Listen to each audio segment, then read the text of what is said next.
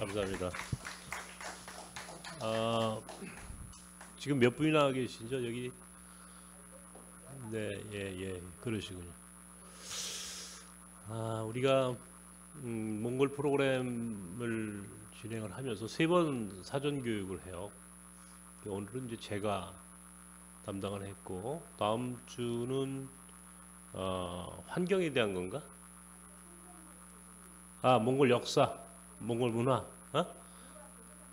몽골 학회회장, 당국대 교수. 다음 주에는 당국대학교 교수님께서 오셔서 몽골의 역사, 문화, 이런 얘기를 또 해주실 거고, 마지막으로는 몽골이 우리가 가보시면 알지만은 전 세계에서 가장 이 기후 문제하고 밀접한 국가가 몽골입니다. 이거 조금 소리가 크죠?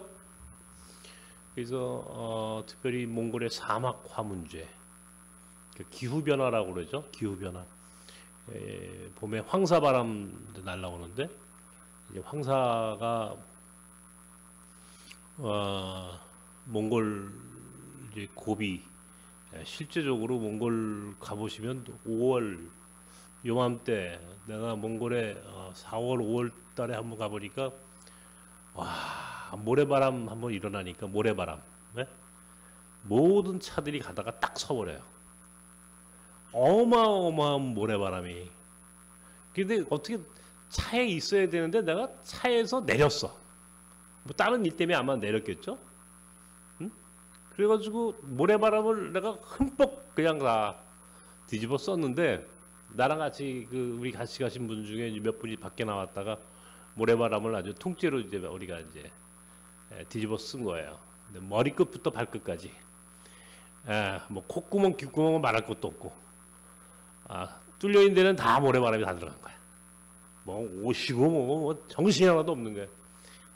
그러니까 차들이 쓰는 이유를 알겠더라고. 무섭습니다, 모래바람. 근데 이제 그게 우리가 고비 사막 이제 이쪽으로 오면 이제 황사로 만들어져 가지고 이게 한반도까지 오는데, 이게 지금 어마어마한 지금 이 문제잖아요. 캘리포니아, 미국 태평양을 넘어서 미국 캘리포니아까지 이 황사의 20%가 날아간답니다. 그러니까 지구 환경 문제. 그래서 나무 심기, 환경 문제를 비롯한 나무 심는 운동을 하시는 또 목사님이 오셔서 또 강의를 해서 3번 몽골에 대한 이야기를 할 겁니다. 오늘은 이 제목을 내가 정한 거예요? 굉장히 딱딱한 제목을 정했네. 그냥 제목이 그냥 이렇게 정했지만, 그냥 제목을 이렇게 제목을 보지 마시고 왜 몽골인가? 그냥 왜 몽골을 가는가? 뭐 이런 생각을 하시면 돼요. 왜 몽골인가? 그냥 제가 즐겨 쓰는 말입니다. 그냥 왜 몽골인가? 내가 몽골 학교를 지금 우리 여기 오신 분들 나중에 이제 제가 또 따로 인사를 드리겠습니다만은 거의 대부분이 저를 다 아시는 분일 거고, 우리 박전 고모님도 사실은 우리 몽골 문화원에 과거에 이사를 하셨어요. 그죠? 그러면 제가 잘 알죠. 김건철 장로님 계실 때. 그래서 여기서 또 뵈니까 너무 반갑고, 정말 그때 생각이 납니다. 그때 몽골 안 가보셨나요? 안 가보셨죠? 네.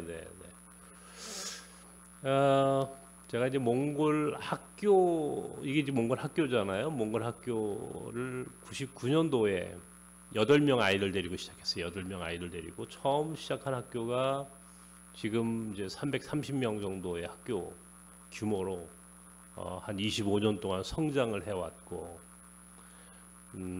또 그 몽골 학교를 99년도에 하기 전에 제가 96년도에 그러니까 우리나라의 몽골 사람들이 처음 들어오기 시작한 게 그 어간이었어요.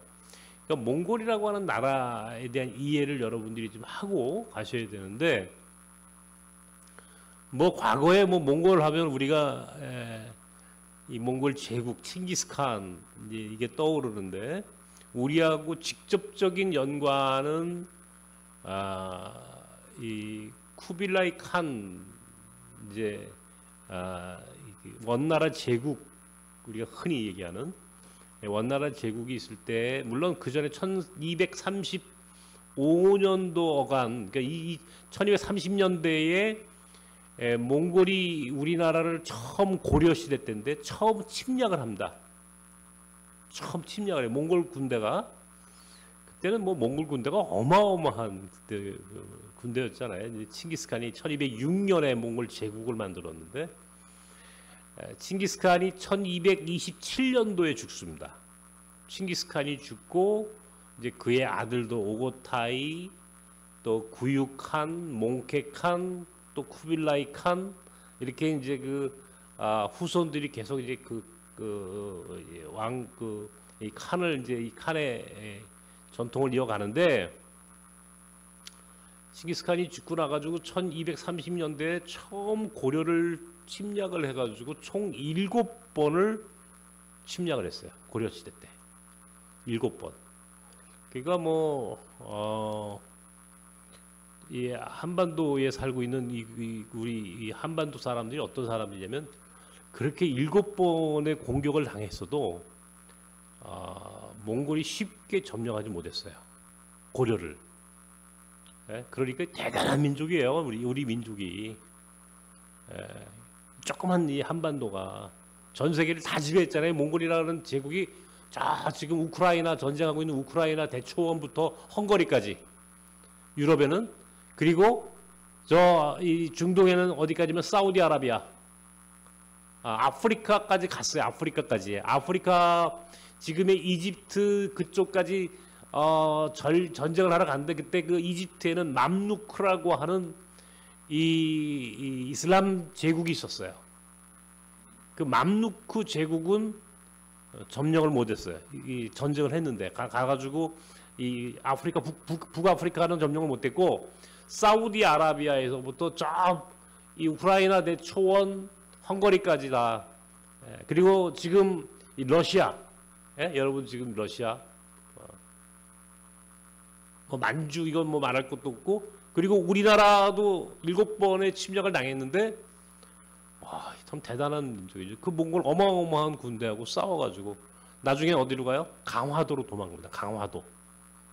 강화도에 가가지고 끝까지 저항을 하다가 결국은 왕은 항복을 하고, 그러나 끝까지 그 몽골에 항복하지 않는 사람들이 남았는데, 그 사람들을 이름하여 삼별초라고 불렀어요. 삼별초. 그 사람들이 강화도에서 있다가 지금 저 진도, 그리고 마지막으로 제주도까지 이동을 하면서 몽골군과 전쟁을 했던, 그러다 보니까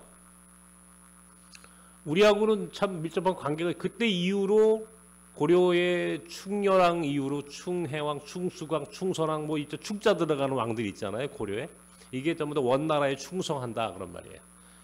그 충자가 그렇게 우리랑 관계를 맺었던 몽골. 그런데 우리가 그리고 나서는 몽골을, 우리나라 사람들은 우리가 사실은 몽골을 본 적이 없어요. 여러분들이 우리가 언제 몽골을 한번 비슷하게 경험을 했냐면은 몬트리올 올림픽 때 양정모 선수가 금메달 딸 때 마지막 결승전에서 붙은 상대가 몽골 사람이에요. 오이도프라고 하는 몽골 사람이에요. 몽골 씨름 선수. 몽골 사람들이 씨름 뭐 이건 잘하잖아요. 전 세계 힘 제일 좋은 사람들이니까. 그때 흑백 텔레비전이었는데 저도 지금 그게 기억이 나거든요. 양정모가 우리나라 최초의 금메달 딴 사람이잖아요. 그렇게 텔레비에서 흑백에서 얼굴을 보고 몽골을 본 적이 없어요. 왜?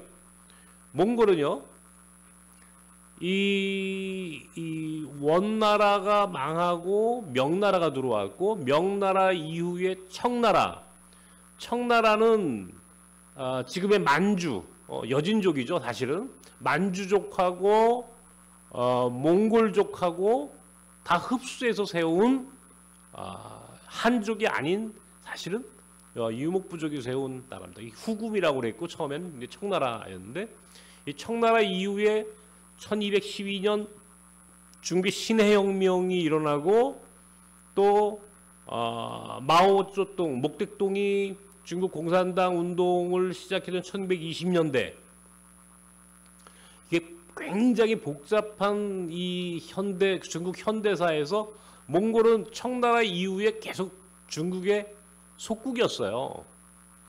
그러다가 1921년도 7월 11일 1921년 7월에 그 당시에 소련이 사회주의 이제 혁명을 해가지고 1917년 소위 볼셰비키 혁명이라고 하는 것을 통해서 사회주의 국가가 되게 되고 1917년 그리고 두 번째로 사회주의 국가가 된 나라가 몽골입니다. 전 세계에서 1921년도에 중국으로부터 독립을 했어요. 1921년도에 중국이 이제 지배하고 있던 청나라 이후에 몽골을 지배하고 있었는데 지금 우리가 가는 몽골이에요. 이제 그건 외몽골이라고 그러고 내몽골은 지금 중국이고 외몽골 지금 우리가 이번에 가는 몽골을 1921년 7월에 중국으로부터 해방을 합니다. 독립을 했어요. 그래서 몽골 인민민주주의 사회민주주의 인민공화국인가 하여튼 그런 이름으로 사회주의 국가, 공산주의 체제가 들어온 게 됩니다. 왜냐하면 소련이 도와줬거든요. 그 독립운동을 수오바타르라고 하는 몽골의 위대한 영웅, 우리가 이번에 가면은 수오바타르 광장이라는 데도 이제 갈 건데, 수오바타르라고 하는 몽골의 독립운동의 영웅이 당시에 소련군과 더불어 중국으로부터 독립을 해서 몽골이 1921년도에 사회주의 국가가 됩니다. 우리는 1921년도 우리 일제시대였고 45년 해방이 되고 나서 이제 분단이 됐잖아요. 북한과 남한으로. 그리고 1950년 한국전쟁이 일어났고 1948년도에 몽골은 북한하고 수교를 했어요.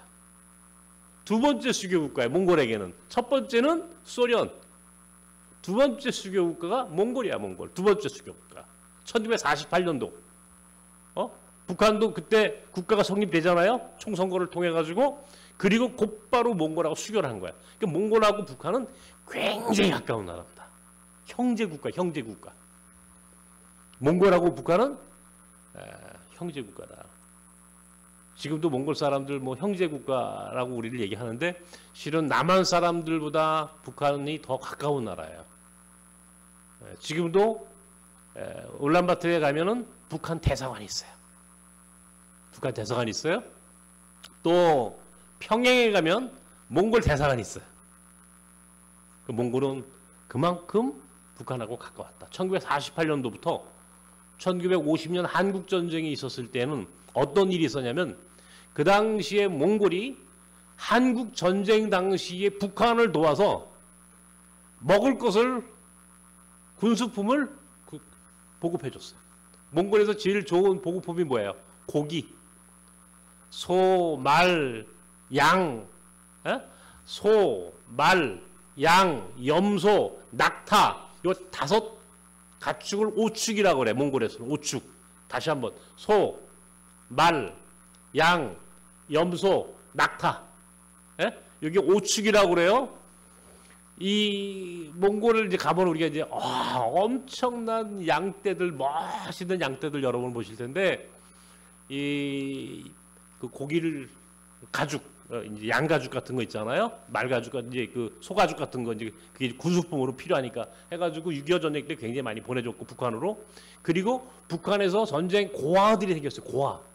고아들이 굉장히 많아가지고 그 당시에 동유럽에 무슨 루마니아니 폴란드니 이런 나라에도 북한 고아원이 있었는데 몽골에도 북한 아이들을 위한 고아원이 있었어요. 그러니까 이번에 우리가 가는 자이슨이라고 하는 이제 울란바토르 외곽에 있는 큰 이제 그 전망대가 있는데 바로 그 자이슨 전망대 밑에 북한 고아원의 흔적이 있어요. 그러니까 북한하고 얼마나 가까운 나라였냐 이런 얘기를 하는 거예요. 그러다가 1990년 우리하고 남한과 몽골이 수교를 했습니다. 그러니까 우리는 1990년 이전에는 몽골을 갈 수가 없어요. 국가보안법으로 잡혀가. 왜? 사회주의 국가였으니까. 공산주의 체제였는데 가가지고 몽골 사람을 만난다? 그거는 국가보안법으로 우리나라 법에 의해서 접촉이 불가능합니다. 그러니까 우리는 몽골을 모르는 거예요. 그러니까 우리가 몽골이 어딘지도 모르고 살았어요. 여태까지. 1990년 이전까지는. 그런데 1990년 수교를 했지만 몽골은 사회주의는 1992년도까지 사회주의를 유지해요. 1992년. 이런 걸 잘 아셔야 돼요, 여러분. 그 1992년의 시점이 여러분 91년도, 92년도 소련의 이제 이 서기장이 누구였냐면 고르바초프였어요. 고르바초프. 작년인가요? 이제 그 양반이 돌아가셨는데 고르바초프라고 하는 사람이 소련의 이제 서기장이야. 소련은 사회주의 국가였으니까. 근데 이 사람이 더 이상 이 사회주의 체제로는 더 이상 이 살아갈 수가 없다 해가지고 사회주의를 포기해. 소련이라고 하는 말은 소비에트 연방이라는 뜻이에요. 그래서 지금의 중앙아시아, 카자흐스탄, 투르크메니스탄, 키르기즈스탄, 타직스탄, 우즈베키스탄 이 5개 이 중앙아시아 나라. 그 다음에 그 터키 옆쪽에 보면 조지아, 아제르바이잔, 아르메니아. 그 다음에 지금 소련하고 러시아하고 전쟁은 우크라이나. 예? 이게 전부 다 소비에트 연방이야 이게 옛날에. 하나의 나라라 하나. 그런데 이제 고르바초프가 들어와가지고 소위 페레스트로이카라고 개방의 기치를 들고 사회주의를 포기하게 되니까 자연스럽게 몽골도 92년도에 사회주의를 딱 거기까지만 여기까지만 사회주의. 그리고 나서 93년부터 자유민주주의 시장경제를 받아들이기 시작을 했어요. 그래서 지금 몽골은 공산주의 사회가 아니에요. 사회주의 사회가 아니에요. 몽골은 시장경제를 받아들이는 자유민주주의 체제입니다. 다만 몽골은 71년 동안 사회주의를 했다고 했죠. 71년 동안 사회주의를 했기 때문에 사회주의의 전통이 굉장히 많이 남아있어요. 지금까지도. 이제 우리가 이번에 몽골을 가면은 이제 울란바토르를 가는데 이제 제가 이제 나중에 또 설명을 해드리겠습니다만은 우리는 일정이 울란바토르에 가급적 많이 있지 않으려고 그래요, 제가. 왜냐면 몽골이 울란바토르 너무 트래픽이 심해가지고 매연도 심하고 이 교통이 대란이야, 대란. 꼼짝도 못해, 차가 한번 들어가면. 그래서 가급적 울란바토르는 우리가 거기서 호텔에서 이틀 잠만 자지 우리 활동의 무대는 초원이에요. 그런데 거기 가면은 수오바트라 광장이라고 하는 광장을 중심으로 이제 몽골의 그 건물들이 다 지어졌는데 이 건물, 이 몽골의 울란바토르 시를 디자인한 사람이 지금의 모스크바, 그다음에 북한의 평양, 그리고 몽골의 울란바토르 이 세 도시를 한 사람이 설계했대요. 아주 똑같아. 평양하고 나 평양 안 가봤는데 모스크바, 울란바토르 그리고 북한의 평양 이게 사실은 도시 계획이 똑같습니다. 큰 광장을 중심으로 정부 기관들이 있고 하여튼 그렇게 사회주의 전통이 굉장히 많이 남아있어요. 사람들이 의식에도 있다 얘기를 하겠습니다만 사람들의 머릿속에도 문화에도 아직도 사회주의의 전통이 있어요. 지금 몽골이 6월 28일 날 우리가 갈 때 총선거를 하거든요. 몽골이 우리가 6월 28일 날 금요일 날 총선거 날입니다. 사실은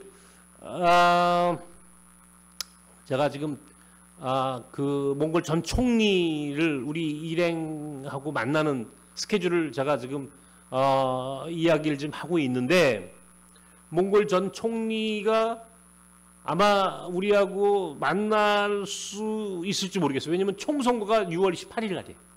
우리가 29일 날 한국에 토요일 날 돌아오잖아요. 28일 날 총선거니까 어디 우리 한국에서 온 손님들 만날 수 있을 것 같지 않아, 내가 볼 때. 그래서 어떻게 하나, 그분 말고 다른 분을 어떻게 하나. 우리 앵크볼트라고 하는 전 총리, 이게 몽골에는 이 몽골이라는 사회는 이 정부 권력 구조가 이원 집정부제라고 하는데 대통령은 직선으로 뽑고 총리는 내각제처럼 국회에서 뽑습니다.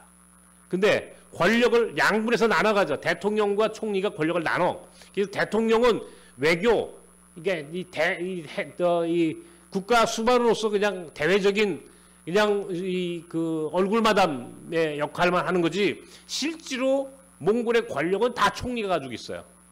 몽골의 권력은 총리가 가지고 있고 총리의 권력이 막강한 겁니다. 우리나라 국무총리하고는 비교가 안 되는 거예요. 몽골은 총리가 우리나라 국무총리 같은 건 뭐, 몽골에서는 그건 뭐 비교가 안 돼. 그만큼 근데 이 앵크볼트라는 사람은 울란바토르 시장, 국회의장, 그 다음에 총리, 대통령 후보까지 했던 사람이 대통령 선거에서 떨어져가지고 이제 끝났는데 내가 이 사람하고 아주 오래된 친구예요. 이 앵크볼트하고.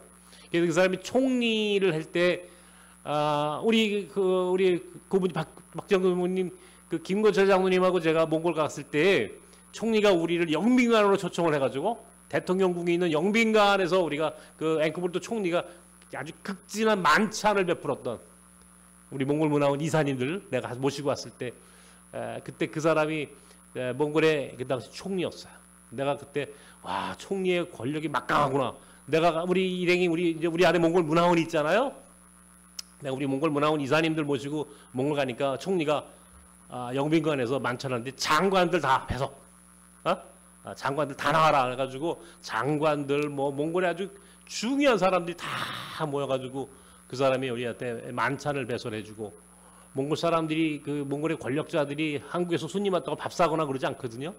근데 제가 그 사람이 울란바토르 시장 할 때 울란바토르 시장은 우리나라 서울시장보다 훨씬 더 권력이 셉니다. 왜냐면 몽골의 340만 인구 중에 3분의 1 이상이 울란바토르에 살아. 그러니까 뭐 엄청난 힘이 센 사람이죠. 그때도 그 사람이 늘 가면 밥을 사고 그랬던 아주 저랑 오래된 지인인데 우리가 6월 마지막 주에 내가 몽골 간다. 당신 그때 와서 우리 일행하고 같이 식사하고 이렇게 좀 만나달라. 근데 그랬더니 본인이 시간 내겠다 그랬는데 마침 선거 날이야 그날이 하필이면. 그래서 제가 좀 확신을 못 하겠어요. 만약 그분이 안 되면 다른 분을 내가 초청해서 우리랑 같이 식사하고 만찬하는 시간을 내가 만들려고 하는데 어쨌든 92년도까지 사회주의를 하고 93년도부터 자유민주주의 시장경제를 받아들였지만 몽골은 몽골 사람들이 쉽게 밖에 못 나왔어요. 갈 데도 없고 또 잘 모르고 이 정보가 없었으니까. 그러다가 95년도를 넘고 96년도에 이제 몽골 사람들이 처음으로 눈을 뜨기 시작하는 것이 바로 대한민국입니다. 대한민국. 몽골하고 중국은요 우리하고 일본과의 관계야. 중국이라고 하는 나라가 이민족에 의해서 지배를 당했잖아. 원나라야 그게. 몽골이 지배한 원나라 제국이 있었잖아요. 그러니까 한족이라고 하는 이 지금의 중국 사람들이 가지고 있는 한족에 대한 자긍심이 있고 프라이드가 있는데 이 자긍심을 한 번에 무너뜨린 민족이 몽골이야. 몽골. 원나라가 딱 들어와. 쿠빌라이 칸이 딱 들어와서 지금의 북경 베이징에다가 수조를 딱 정해놓고 왜 베이징이에요? 그게 지금 몽골과 중국 전체를 볼 때 딱 가운데가 북경이야. 그래서 베이징에다가 그 당시 원나라가 수조를 정한 겁니다. 쿠빌라이가. 그 쿠빌라이 이후로 중국 사람들 입장에서 볼 때는 야 우리를 지배한 민족. 장장 1271년도에 원나라가 만들어지는데 1271년도부터 1368년도까지 97년 동안 중국은 몽골에 의해서 지배를 당합니다. 몽골에서 지배를 당한 거야. 97년이죠. 물론 몽골은 그때 망한 건 아니야. 저 북쪽으로 올라가서 이번에 우리가 아는 하라오후름이라고 하는 과거의 칭기스칸 시대의 제국의 수도가 하라오후름인데 하라오후름으로 올라가가지고 거기서 이제 후원이라고 하는 이름으로 있다가 나중에 청나라가 들어오면서 청나라에 의해서 속국이 돼버린 거예요. 망한 거예요. 다 이제 청나라의 이 지배를 받는 이제 그런 이 역사적인 그런 흔적이 있었기 때문에 중국 입장에서 원나라, 중국과 몽골은 관계가 안 좋습니다. 일본은 틈새 시장이 없어요, 여러분. 일할 사람이 없어. 이게 일자리가 없어. 몽골 사람들이 이 몽골 사람들이 일본 가가지고 성공한 게 뭐예요? 뭐 해서 성공했어요? 몰라요? 스모, 씨름. 그건 아시죠?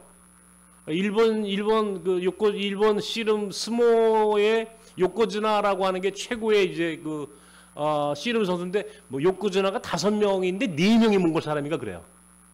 뭐 몽골 사람이 힘은 전 세계에서 몽골 사람을 당할 사람이 아무도 없습니다. 엄청난 그러니까 이 몽골 사람들이 일본 가가지고 일자리가 없어요. 근데 공교롭게 유일하게 몽골 사람들이 일자리를 얻을 수 있는 곳이 한국이야. 우리나라는 소위 1차 산업부터 이 지식 정부와 사회까지 모든 이 산업 구조를 동시적으로 다 갖고 있는 나라가 대한민국입니다. 그러니까 노동 시장이 굉장히 방대해 우리가. 지금도 여러분 그 이삿짐 센터는 몽골 사람이 다 저기죠. 이삿짐 센터 몽골 사람 없으면 이삿짐 센터 안 돌아갑니다. 예? 반드시 몽골 사람이 있어요. 이삿짐 센터에는. 피아노 같은 거 이거 우리 한국 사람들 저 같은 사람 10명은 있어도 못 들거든요. 몽골 사람들은 둘이 양쪽에서 들고 뜁니다. 그렇게 힘이 좋아. 뭐 대단한. 그런 몽골 사람들이 96년도에 처음 들어왔을 때 내가 그 당시 뚝섬에 있었는데 구로공단에 있다가 뚝섬에 와서 이주민 목회를 하고 있을 텐데 그때 처음 몽골 사람 만났어요. 내가 이제 이번에 우리가 몽골 가면 제가 이제 그 어떻게 몽골 사람을 만났는지 제가 이제 그 이야기도 여러분께 지금 자세히 해드리겠지만 오늘 시간이 많지 않기 때문에 그러다 보니까 몽골 사람을 내가 처음 한국에 들어온 몽골 사람을 처음 만났으니까 얼마나 몽골 사람들이 저하고 관계가 좋았겠어요. 그게 96년도입니다. 96년도. 그때부터 뚝섬에 내가 이주민 목회를 하던 곳에 몽골 사람들이 엄청나게 돌아왔어요. 그 당시 공항에서 몽골 사람이 한국에 오면 몽골 신문에 나서 오누드르라고 하는 신문이 있어. 우리로 얘기하면 오누드르, 오늘이라는 투데이라고 하는 신문이야. 오누드르. 똑같이 한국말로 비슷하죠? 오누드르라고 하는 몽골 신문에 한국으로 가는 몽골 사람들은 2호선 전철역 뚝섬역에 가면은 어떤 그 목사님이 있으니까 거길 찾아가라. 아예 몽골의 오누드르라고 하는 신문에 광고가 났어. 그 정도로 내가 유명한 사람이 몽골에서. 그러니까 사람들이 전부 다 짐 싸들고 공항에서부터 2호선 전철역 타고 뚝섬으로 몰려오는 겁니다. 엄청 그게 이제 내가 몽골 사람들을 우리나라에서 처음 목회하게 되고 만나게 되고 그렇게 되면서 내가 몽골을 눈뜬 거예요. 나는 그 전에 내가 꼭 가보고 싶은 나라가 딱 두 군데가 있어. 딱 두 군데를 꼭 가보고 싶었는데 하나는 티베트. 내가 이제 목사이기도 하지만 내가 이 티벳이라고 하는 국가의 그 종교 라마 불교라고 그러죠. 근데 그게 몽골의 불교이기도 합니다. 지금 나중에 이제 몽골의 종교 얘기 나중에 하겠지만 어쨌든 그리고 몽골을 가보고 싶어가지고 내가 몽골은 내 마음속에 어떤 측면에서는 나하고 하나님께서 나하고 몽골을 이렇게 묶어놓으신 그런 운명 같은 그런 내게 그런 느낌이 있어요. 몽골은. 그런데 내가 몽골 사람을 처음 만난 거야. 우리나라에서 처음으로 몽골 사람들이 우리 교회에 오게 되고 우리 공동체에 모여들게 되고 그러니까 몽골 사람들이 많이 오게 되니까 99년도에 내가 몽골 학교를 아까 얘기했죠. 8명 데리고 몽골 학교 처음 시작했다고 강변역에서 99년도 그 올해가 25년 됐어요. 몽골 학교를 한 지가. 99년도에 몽골 학교를 만들고 그 다음에 아까 얘기했던 앵크볼트라고 하는 시장이 이 사람이 재밌는 사람이에요. 2000년도인데 한국을 왔어요. 한국에. 2001년도인가 보다. 2000년도. 한국을 왔는데 서울시를 공식 방문했어요. 서울시를. 근데 서울시에서 나한테 연락이 온 거야. 뭐라고? 2000년도. 연락이 뭐라면 몽골 사람들이 많이 모이니까 우리 공동체에 몽골의 울란바토르 시장이 왔는데 몽골 사람 많이 모이는 곳을 한번 가보고 싶다 그래가지고 우리 공동체를 오겠다는 거야. 그래가지고 진짜 서울시 공식적으로 우리 공동체를 방문하게 된 거예요. 그때 우리는 지하실에 있었는데 그때 오뚜꺼라고 하는 몽골 친구가 하나 있어. 우리 공동체 오뚜꺼라고 하는 친구가 있어. 이 친구는 술만 먹으면 교회로 오는 친구야. 술이 취해야 교회 와. 이 친구는 그러니까 술이 안 취하면 저 교회 안 와. 그게 오뚜꺼 일로 와봐. 술 먹고는 오지 마라. 오지 마. 그리고 나한테 맨날 혼나는 친구야. 나한테 정말 근데 사람이 믿지가 않아 이 사람이. 그러니까 너무너무 외로운 거야. 고향에 딸 하나를 두고 한국에 돈을 벌러 왔는데 딸이 보고 싶으면 술을 마시는 거고 술을 먹고 취하면은 꼭 교회로 와. 그래서 나랑 만나면 늘 나한테 혼돈하고 그런 천덕꾸러기처럼 살던 친구가 있어. 근데 마침 울란바토르 시장 앵크볼트 시장이 우리 공동체를 오게 됐어. 그러니까 서울시 공무원들부터 시작해가지고 막 난리가 났죠, 그죠? 이게 공식 방문이니까 기자들부터 뭐 엄청 딱 정확한 시간에 울란바토르 시장이 탁 왔어. 내가 이제 밖에 있다가 이제 인사 처음 만나는 거야, 그 사람하고 나하고 이제 울란바토르 시장하고 내가 샌베롱 딱 이 사람 등치가 좋습니다. 이 앵커볼트라는 사람이 등치가 좋은 사람이 딱 악수를 하는데 그 앞에 그 오뚜꼬라는 친구가 술이 취해서 끄떡끄떡 오는 거야. 여러분, 내가 그때 눈이 보였을 때니까 와, 긴장이 되는 거야 내가. 왜냐면 술 취했으니까 혹시라도 무슨 행패를 부리면 이게 사고잖아요. 이게 지금 굉장히 중요한 공식적인 방문인데. 근데 진짜 사고가 났어. 오뚜꼬가 내 옆에 왔어. 진짜로. 내가 울란바토르 시장하고 손을 잡고 인사하는데 껐떡껐떡하더니 내 옆에 딱 와 있는 거야. 어떤 일이 벌어졌느냐? 오뚜꼬하고 울란바토르 시장이 딱 얼굴을 쳐다보더니 딱 포옹을 하는 거야. 둘이 몽골말로 막 뭐라 반갑게 지들끼리. 그래서 나는 너무 놀랍적이죠? 이거 사고야, 사고. 대형 사고가 난 거야, 이거 지금. 시장이 이제 모든 일정을 마치고 돌아갔어. 오뚜꼬 일로 와. 오뚜꼬, 시장하고 알아? 내가 그랬어요. 그랬더니 오뚜꼬라는 친구가 뭐라 그러면 쟤요? 내 친구예요, 그러는 거야. 울란바토르 시장이 지금 이제 전 총리, 우리가 이번에 가서 만날 수 있을지 없을지 지금 초청을 우리 그 만찬할 때 거기 좀 오십시오라고 얘기를 해놨는데 그 총리하고 친구라는 거야. 어떻게 친구인데? 오뚜꼬는 몽골에서 기자 출신, 기자. 근데 러시아에 유학을 갔는데 오뚜꼬가 러시아 유학생 출신이야. 소련 유학생이야, 그 당시에. 그러니까 소련을 유학을 갔는데 그때의 같은 룸메이트였대. 지금 그 당시에 울란바토르 시장이. 그래서 반갑게 거기서 만난 거야. 그때부터 내가 오뚜꼬 술 못 가도 혼 안 냈습니다. 아주 뭐 그때 울란바토르 시장하고 나하고 친구가 됐고, 내가 몽골 가면은 울란바토르 시청을 가면 울란바토르 시장이 우리를 환대해줬고, 그 사람이 또 한국에 오면 또 내가 같이 만나고 굉장히 가까운 관계가 됐고, 2001년도가 됐는데 2001년도 1월에 우리나라 신문에 방송에서 몽골 대통령이 한국을 방문한다. 몽골 대통령이 방문하다. 1999년도 5월 셋째 주. 지금이 5월 셋째 주죠. 그죠? 예? 딱 5월, 1999년 5월 셋째 주. 내가 5월 둘째 주에 갔거든? 몽골을. 5월 셋째 주에 김대중 DJ 대통령이 몽골을 처음 국빈 방문했습니다. 그리고 내가 그 전주에 몽골을 갔고, 내가 그거는 몽골에 가서 그 얘기를 해드릴 거야. 근데 몽골에 국빈 방문하고 몽골에서도 한국에 국빈 방문한 게 2001년도 2월이야, 2월. 그거를 우리나라 정부가 발표를 한 거야. 어떤 일이 벌어졌냐면은, 내가 이제 울란바토르, 내가 몽골 학교도 하게 되고, 몽골에 교회도 세우고, 몽골에 선교사도 보내고, 몽골하고 이제 이렇게 관계를 맺으면서 몽골 정부로부터 내가 몽골 문화원 설립에 대한 위임장을 하나 받았어. 위임장을.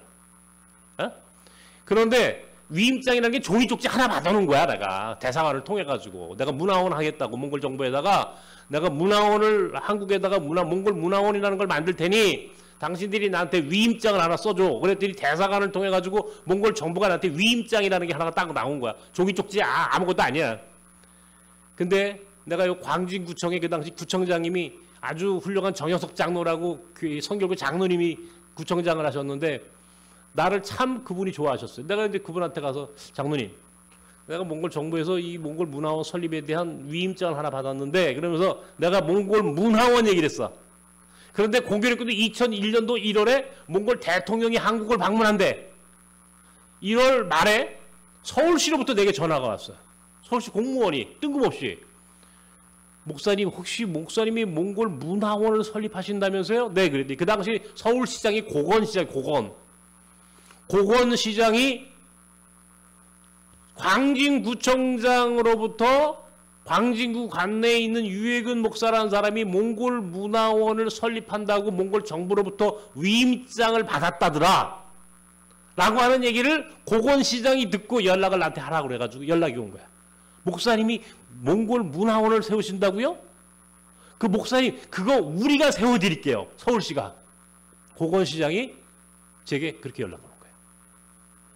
그리고 2월달 불과 며칠 후에 몽골 대통령이 한국을 방문합니다. 그러니까 고건시장은 정치를 하던 사람이니까 아 몽골 딱 머릿속에 그림이 딱 그려진 거야. 야 몽골이라고 하는 국가는 우리랑은 사실은 역사적으로 우리 DNA 우리가 인종학적으로 같은 몽골로이드 아니에요? 우리가 몽골 반점 있죠. 전 세계에서 몽골 반점 90%의 몽골 반점을 가지고 있는 나라가 우리나라 만주족 몽골족 딱 세 나라밖에 없습니다. 그만큼 우리는 몽골하고 가까운 나라. 이 역사적으로 문화적으로 인종학적으로 고건시장이 딱 생각하니까 서울시 그 사람 대통령 꿈을 꿨잖아. 고건시장이 그죠? 아 몽골을 잡아야 되겠다. 몽골하고 어떻게 연결을 해야 되겠다 하는데 마침 자기가 광진구청장으로부터 내 이야기를 들었고 몽골 문화원이라고 하는 굉장히 좋은 기관을 하나 만든다. 문화원이라고 하는 게 기관으로서 이게 종교도 아니고 시민 이게 몽골 정부하고 직접 정치적인 관계를 엮어내는 것 때문에 몽골 이 문화적인 교류를 하기 참 좋은 이게 좋은 이 단체가 몽골 문화원이거든요. 야 이걸 지원해서 한 서울에다가 이걸 만들어줘야 되겠다. 이 생각을 하고 나한테 전화 오는데 딱 대통령이 온 거야. 몽골 대통령. 청와대에서 전화가 왔어. 몽골 대통령이 왔는데 대통령하고 만나라. 몇 월 며칠 몇 시에 하얏트 호텔. 대통령이 그 당시 몽골 대통령이 하얏트 호텔에 묵었는데 하얏트 호텔로 와라. 그래서 제가 갔어요. 가가지고 이제 몽골 가니까 청와대 경호실부터 해가지고 철저하게 이제 그 막죠. 그러니까 딱 이제 약속 시간이 되니까 딱 오라고 그래가지고 올라가니까 20몇 층인지 하여튼 이 큰 응접실에 대통령이 있고 딱 미리 이제 그 아래 비서관들이 당신은 20분 면담, 시간 20분 면담하는 시간을 딱 줘요. 그리고 20분 안에 이제 얘기하고 나 나와야 되는 거야. 딱 들어가 앉았어.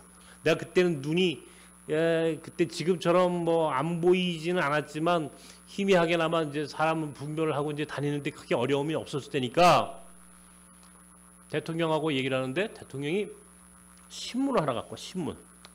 무슨 신문이지? 나 그게 신문을 갖고 오더니 신문에 딱 그 노란색인지 빨간색인지 하여튼 이렇게 그 사인펜으로 이렇게 네모나게 기사를 갖다가 이렇게 했어. 그게 그 전날 김대중 대통령하고 청와대에서 회담을 할 때 청와대에서 이걸 소위 감성 외고라고 그래. 감성 외교. 몽골 학교 기사가 났어. 거기에. 우리 학교 기사가 난 거야. 신문에 몽골 학교 기사가 난 부분을 이렇게 해가지고 몽골 대통령한테 보여준 거야. 한국에 몽골 학교가 있다더라. 그러니까 공식적인 무슨 외교 얘기하기 전에 정치적인 얘기하기 전에 감성적으로 한국에 몽골 학교가 있다더라. 여기 기사가 났는데 당신 이거 몽골에 대통령 온다니까 그때 아마 기자가 와가지고 우리 학교 취재를 한 것 같지? 이렇게 해가지고 보여준 거야. 대통령이 그러면서 신문을 준 거야. 그러니까 몽골 대통령이 갖고 와가지고 나한테 당신 이야기 여기 신문에 나온 걸 내가 어저께 DJ 대통령하고 만나가지고 이야기할 때 당신 얘기 들었어. 그러면서 나한테 그 기사를 보여주면서 반갑다고 거기서 둘이서 이제 이야기 시작했어요.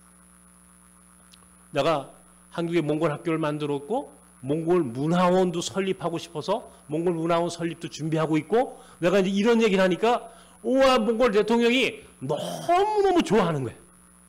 20분 동안 면담을 해야 되는데 40분을 면담했어. 40분을. 엄청나게 길게 내가 대통령하고 얘기를 한 거예요. 마지막에 대통령하고 둘이 사진도 찍고 근데 그게 몽골 대통령이 그때 이 몽골 대통령 이름이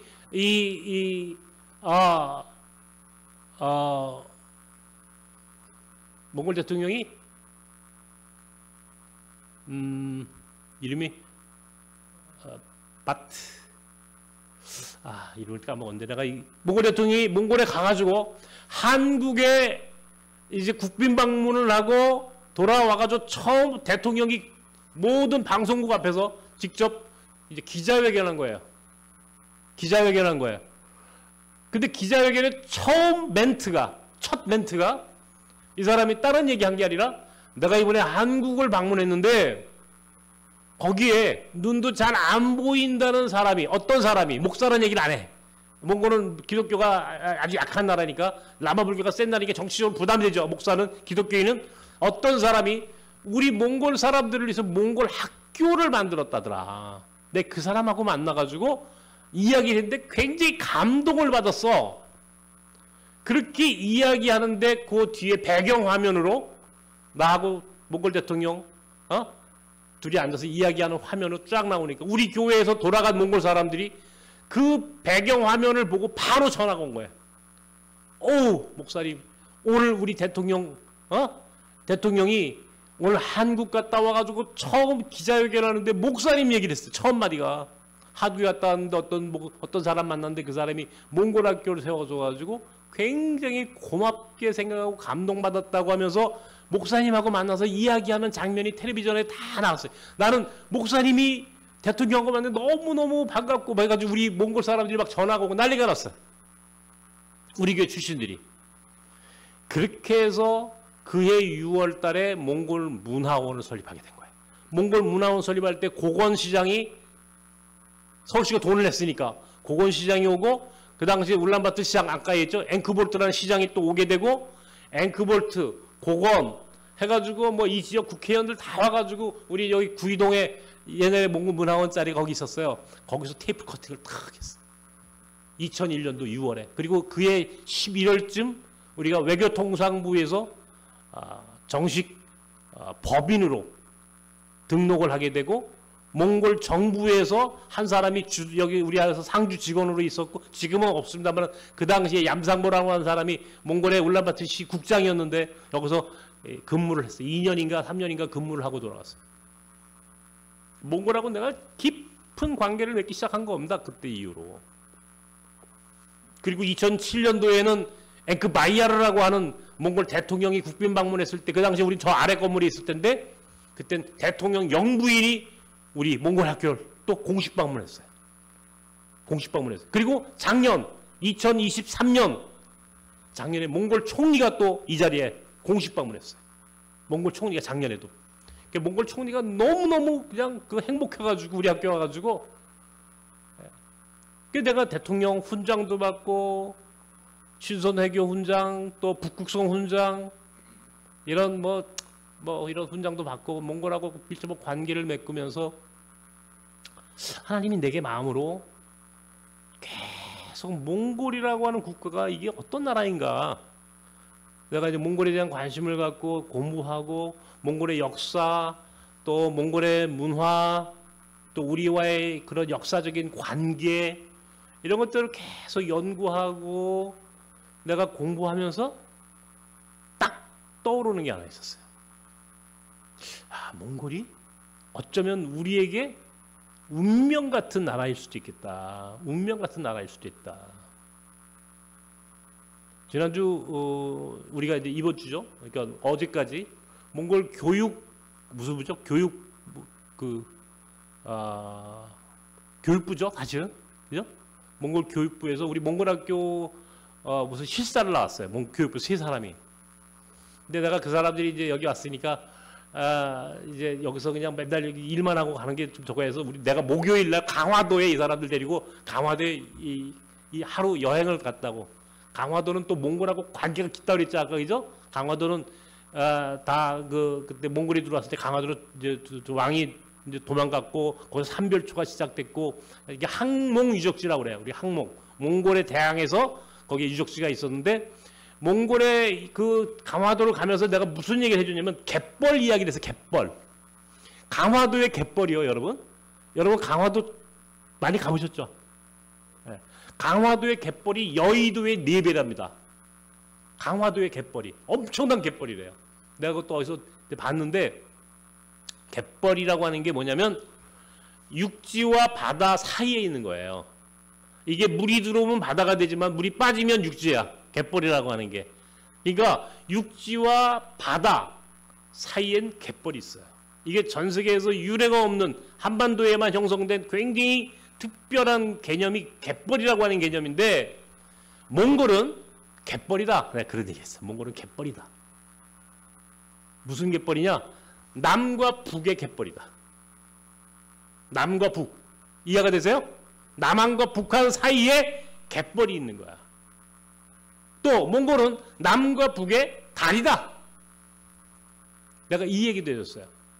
그 몽골의 교육부 관료들이 와가지고 그런 얘기를, 내가 그 이야기를 할 때 몽골 이 관료들, 이 사람들의 생각하는 그 태도가, 내 이야기를 받아듣는 태도가 굉장히 진지해.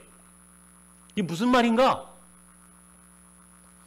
나는 2000년도에 1999년도에 처음 몽골 학교를 만들고, 내가 몽골이라고 하는 국가에 대해서 관심을 갖기 시작을 하면서부터 하나님이 내 마음속에 큰 비전을 하나 주셨어요. 큰 비전을. 그게 뭐냐?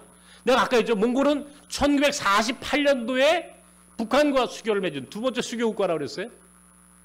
몽골과 북한은 몽골 입장에서 자, 굉장히 가까운 형제라고 그랬어요. 1990년도에 우리하고 수교를 했어요. 남한하고 몽골이. 그래서 몽골은 남한과 북한 모두의 대사관을 갖고 있는 나라예요. 물론 중국도 남한도 북한 대사관도 저 평양에 있지만, 중국이라고 하는 나라는 사실은 한반도 문제에 있어서 굉장히 자기 입장이 이 국가, 중국이라는 국가 이해 관계가 굉장히 강한 나라입니다. 한반도를 바라보는 눈이. 중국은 절대 한반도 통일을 원치 않아. 중국이라는 나라는. 중국은 남북이 지금처럼 분단되고 그냥 갈라져서 사는 게 좋아. 일본 사람들도 분단으로 그냥 이렇게 머물러 있는 게 일본 입장에서 좋죠. 그죠?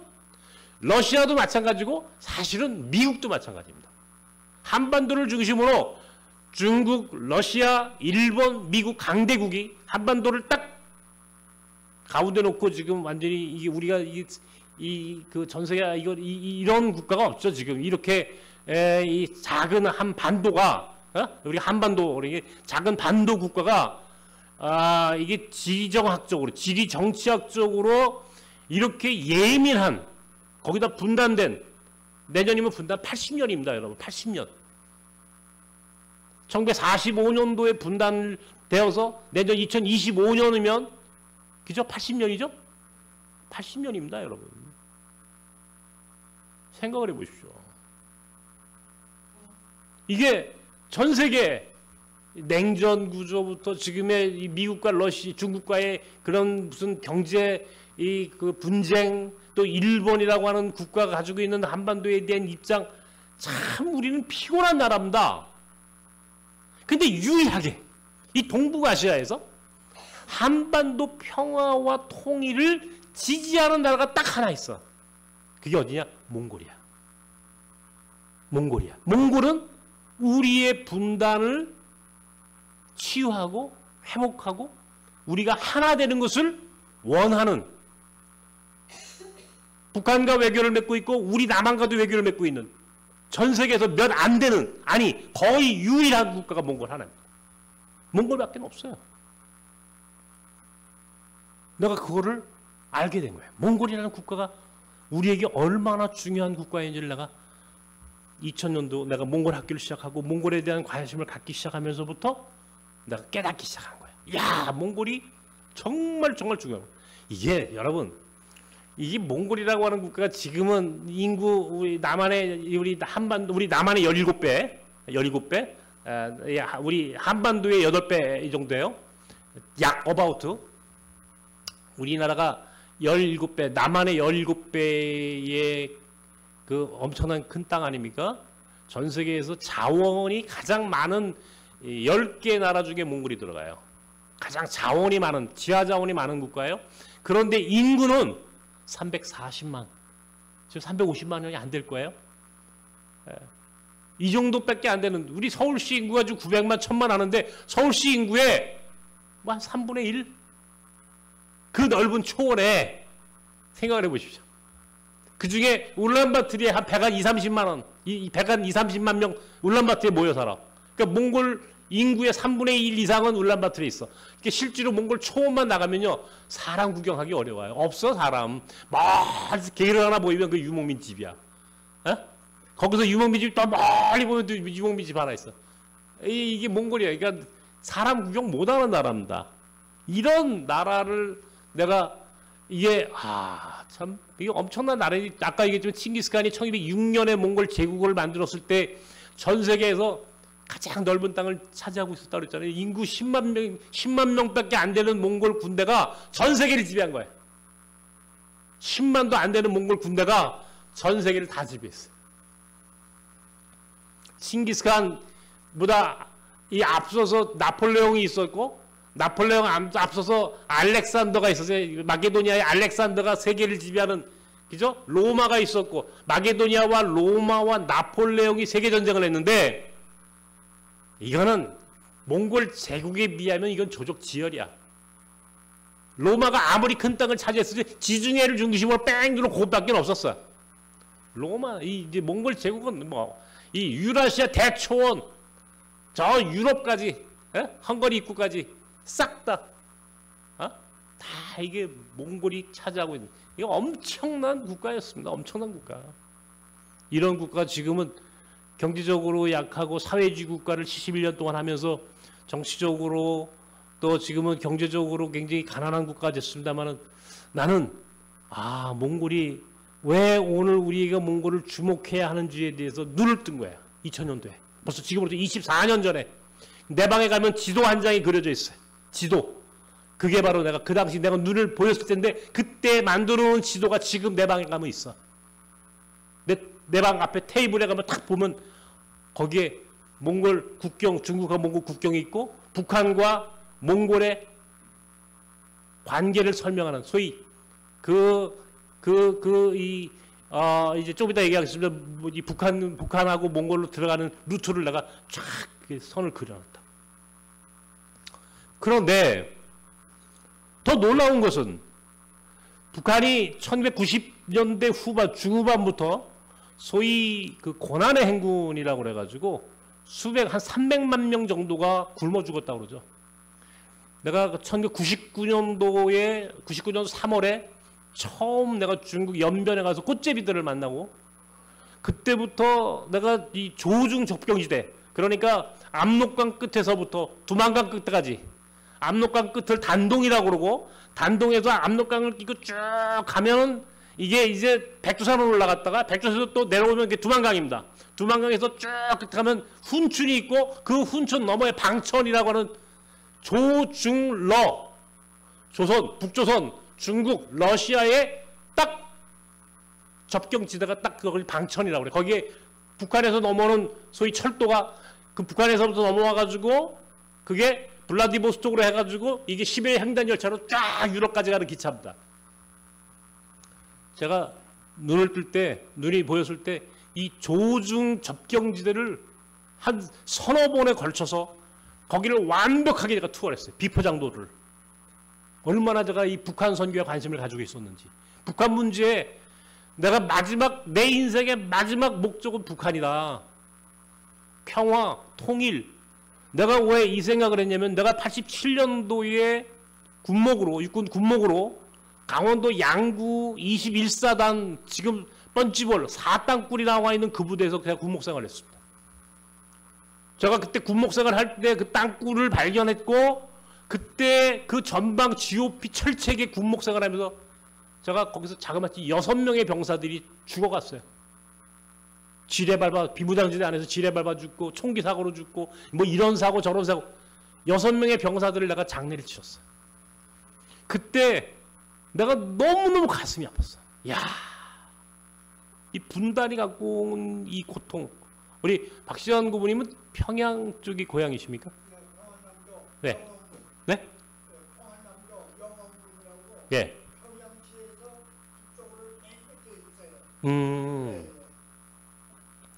그러니까 참 몇 년 되셨습니까? 80년 되셨네요. 그럼 거의. 와. 가보고 싶죠. 그죠? 우리 박시영 고모님 우리 몽골문화원 이사님도 하셨고 평안북도입니까 거기가? 평안남도 도민회장도 하셨고 그죠? 예, 도민회장도 하셨고 지금 고문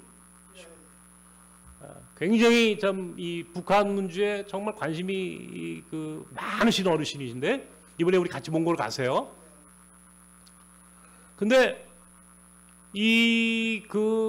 북한을 바라보면서 내가 가칠봉이라고 12,000봉, 금강산 12,000봉에 7개 몽우리가 남쪽에 있습니다. 그 하나가 이제 가칠봉이라는 몽우리에서 북한을 보면 한 700m밖에 안 떨어졌어요, 북한. 그래서 걔네들 탁구 치면 탁구공이 모였어. 그리고 우리는 거기서 딱 서 있으면 우리는 그때 계급장이고 뭐고 다 가렸어야 돼. 왜냐면 거기도 망원경 오면 다 알아. 그러니까 그렇게 가까운 곳에서 북한 병사들을 보고 내가 거기서 죽어간 병사들 시신을 내가 염원하고 장례를 치르고 너무나 가슴이 아픈 거야.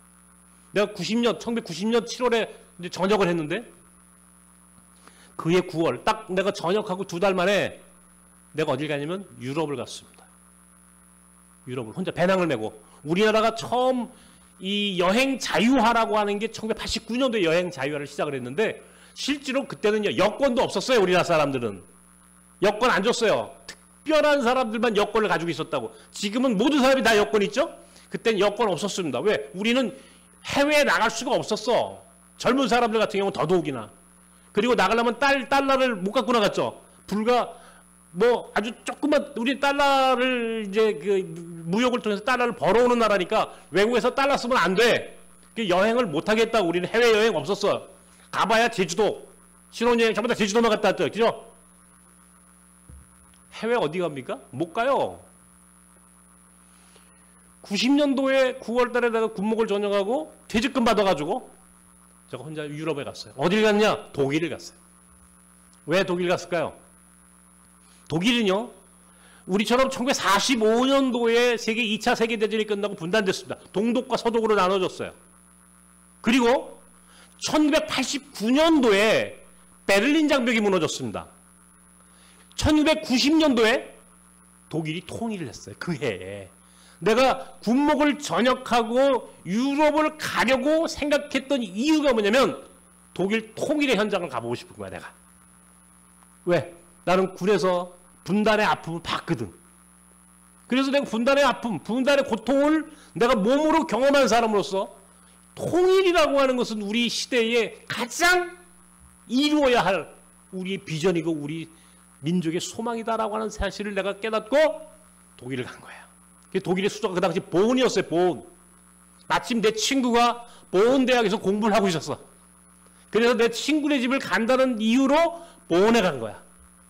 가서 독일 통일 현장을 보고 본에서부터 쾰른, 함부르크, 뮌헨, 하이델베르크, 프랑크푸르트 독일 전역을 쭉 다니면서 독일이라고 하는 나라가 통일이 되었을 때 그 모습을 나는 직접 현장에서 경험한 거 본드.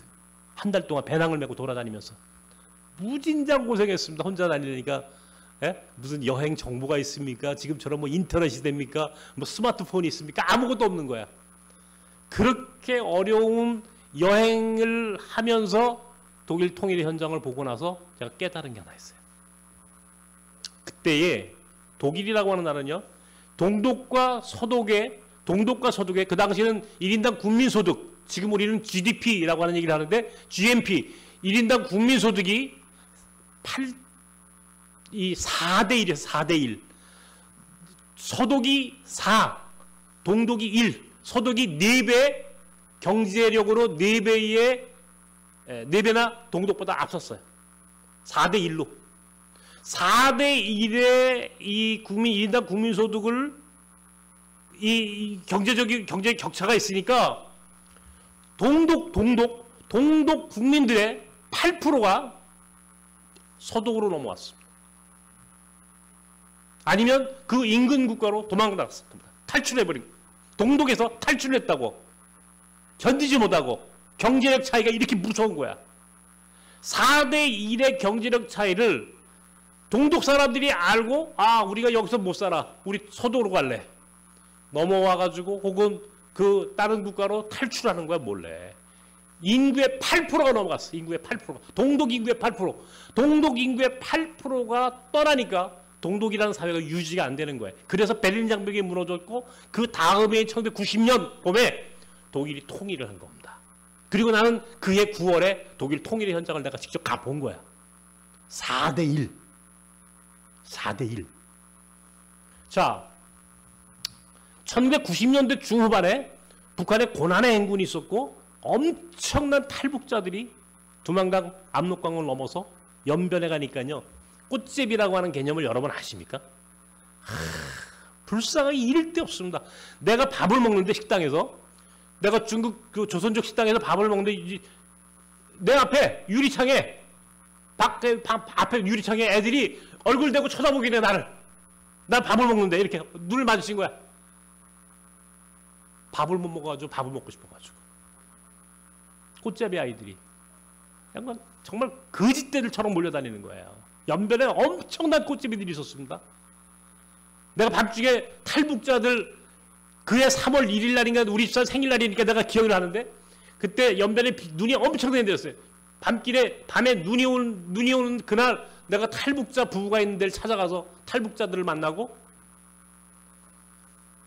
연변에서 용종이라는 데 있죠. 일송정이 나오는 용종, 명동 용종이 있다고. 용종이라는 데가 이 조령이라는 데가 있는데 거기 가서 내가 북한에서 넘어온 김책공과대학에서 넘어온 엔지니어들하고 저녁을 같이 먹었어. 지금 같았으면 사실은 그게 그 당시에 사실은 북한 주민 접촉을 했으니까 이거 굉장히 그 심각한 문제였을 텐데 겁도 없이 그렇게 하면서 북한이라고 하는 나라를 내가 알게 되고 내가 전방에서 보았던 북한 병사들의 모습이 아닌 내가 압록강 두만강을 다니면서 그 강 건너에서 북한 병사가 막 설거지하는 것도 보고 손도 흔들어서 인사도 하고 그렇게 했던 북한 병사들이 직접 내가 그 사람들을 만나서 밥도 먹어보고 그 사람 이야기도 듣고 그런데 그때 이후로 탈북자들이 지금까지 우리나라에 34,000명이 북한 넘어와가지고요. 압록강 두만강을 넘어오면요. 연변 그러면 이 사람들이 거기서부터 그 위가 흑룡강이야. 흑룡강. 예? 흑룡강으로 넘어와가지고 몽골의 초이발산이라고 동몽골로 해가지고 울란바토르로 들어오는 루트가 있어요. 그게 탈북자들의 루트야. 34,000명 중에 약 10,000명 정도가 북한 탈북자들의 약 30% 정도가 몽골을 통해서 들어오는 거예요. 나머지 60% 70%는요. 중국 서쪽에 중국 서쪽으로 쫙 가가지고 라오스를 넘고 베트남으로 혹은 태국으로 해가지고 치앙마이로 이렇게 넘어오는 메콩강을 넘어오는 루트. 내가 지난 1월달에 메콩강의 탈북자 루트에 갔다가 요로겹석 걸려서 죽을 뻔했다는 얘기 모르시는구나 여러분. 저 오늘 죽을 뻔했습니다. 올해 탈북자 루트 찾으러 간다고 저 태국의 메콩강 골든 트라이앵글이라고 하는 데 가가지고 밤중에 요로겹석이 생겨가지고요 11시간 반 동안 제가 아주 거의 뭐 죽을 뻔했습니다. 몽골이 탈북자들이 고비 사막을 넘어서 넘어오는 거예요. 내가 그거를 알게 됐어. 탈북자들 지금 34,000명인데 여러분 우리나라의 34,000명 탈북자들이 지금 엄청난 분노 한국 사회에 들어와가지고 이 사람들 굉장히 절망하고 있습니다. 우리 사회가 탈북자들을 수용을 못해요. 우리가 탈북자들을 지금 우리 안에서 이 사람들과 함께 살 수 있는 그런 사회적 구조가 돼 있지 않아요. 굉장히 편견 차별로 이 사람 무시하고 탈북자 그러면 일단 일자리가 없어 이 사람들이. 그러니까 요새 탈남해 북한으로 돌아간다 이게 북한으로 돌아간 탈북자도 생겼어요. 많아요. 생각보다 보도를 안 해서 그렇지 여러분. 탈북자들 문제를 제가 그때 중국 연변에 가서 꽃제비들을 만나고 탈북자들을 만나고 그들 중에 상당수가 몽골을 통해서 들어오고 있는 걸 내가 알게 됐고 그래 그때부터 내가 탈북자들의 문제를 몽골에서 한국으로 들어오지 말고 우리나라에 들어와가지고 탈북자가 우리 사회에 도움이 안 돼. 본인들에게도 도움이 되지 않아. 그러니까 탈북자들이 그냥 몽골에서 머물러 살 수 있도록 해주자. 몽골에서 거기서 머물러 살게 해주는 것도 이것도 좋은 길이겠다라고 하는 생각을 내가 그때 하기 시작한 거예요. 내가 강변역에 있을 때 2003년도인가 몽골의 국가인권위원장이라고 하는 사람이 우리나라를 처음 방문했어요. 국가인권위원 대법관이야. 몽골의 대법관인데 이 사람이 한국에 때 이제 몽골이 근로자들이 많았으니까 지금도 우리나라에 한 4만 5천, 공식적으로 한 4만 5천, 5만 명 정도 있고 비공식적으로 들어온 사람까지 한 10만 명 정도의 몽골인들이 왔다 갔다 합니다. 지금 우리나라에서. 몽골 인구의 3%, 100명 중에 3명이 우리나라에서 돈을 벌어. 여기서 벌어가는 게 몽골 GDP의 20%를 벌어가. 엄청난 돈이죠, 그죠? 몽골을 경제적으로 먹여 살리는 사람들이야. 몽골, 한국에 와 있는 몽골 사람들이. 자, 제가 몽골이라고 하는 국가를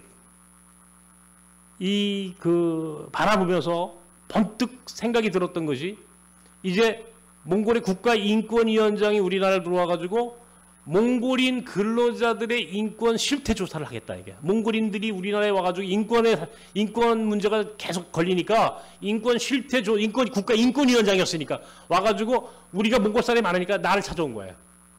몽골인 근로자들하고 자기들이 간담회를 좀 하게 주선을 해달라 이거야. 그래서 내가 주선을 해줬어요. 몽골 사람들을 만나게 해줬다고.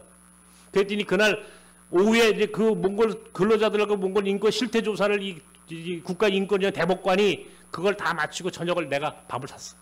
불고기집에 데리고 와가지고 이제 불고기하고 내가 밥을 사면서 내가 이런 제안을 했어요. 무슨 제안을 했냐?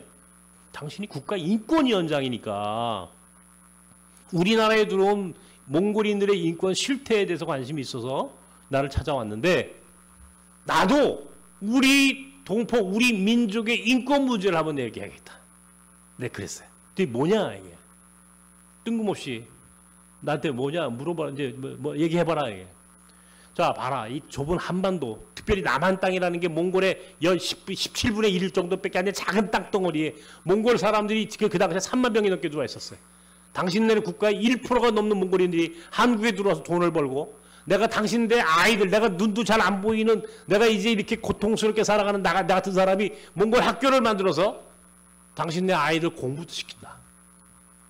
그 중에 상당수는 비자가 없어. 불법 체류야. 소위 미등록 이주민, 미등록. 비자가 없는 사람들로 여기 와서 일을 하고 여기서 돈을 벌고 나 같은 사람이 학교를 만들어주고 내가 당신들 몽골 사람들의 인권을 위해서 내가 얼마나 많은 일을 했냐. 자, 당신이 국가인권위원장이니까 나 또 얘기할게. 우리나라 국민들이, 우리 민족, 우리 동포들이 몽골 땅에 살고 있다. 몽골 땅에 들어가고 있다. 누구냐? 탈북자. 몽골에다가 탈북자 난민촌을 만들자. 내가 그렇게 했어요. 탈북자 난민촌을 만들자. 난민 캠프를 만들면 몽골의 그 넓은 초원에다가 난민 캠프를 만드는 순간 몽골은 경제적으로 엄청난 속도로 성장하게 된다. 왜? 거기다가 탈북자 한 10만 명쯤 갖다가 살게 해봐. 탈북자들 10만 명만 몽골 초원에 가가지고 경제활동을 할 수 있도록 거기에 인프라를 만들어 놓고 거기에 탈북자들이 살 수 있도록만 만들어주면 한국에 나 같은 종교인들이 혹은 시민사회가 우리나라 정부가 공식적으로는 못해도 한국의 엄청난 시민사회 종교 우리 사회가 가지고 있는 그런 선한 뜻을 가지고 있는 사람이 대거 몽골에 가가지고 탈북자 캠프를 돕겠다고 뛰어들 거다. 이 사람들이 몽골에 가가지고 쓰는 돈 거기다가 당신들이 원하는 인프라를 만들 때 전부 다 한국 자본이 들어가게 돼 있어.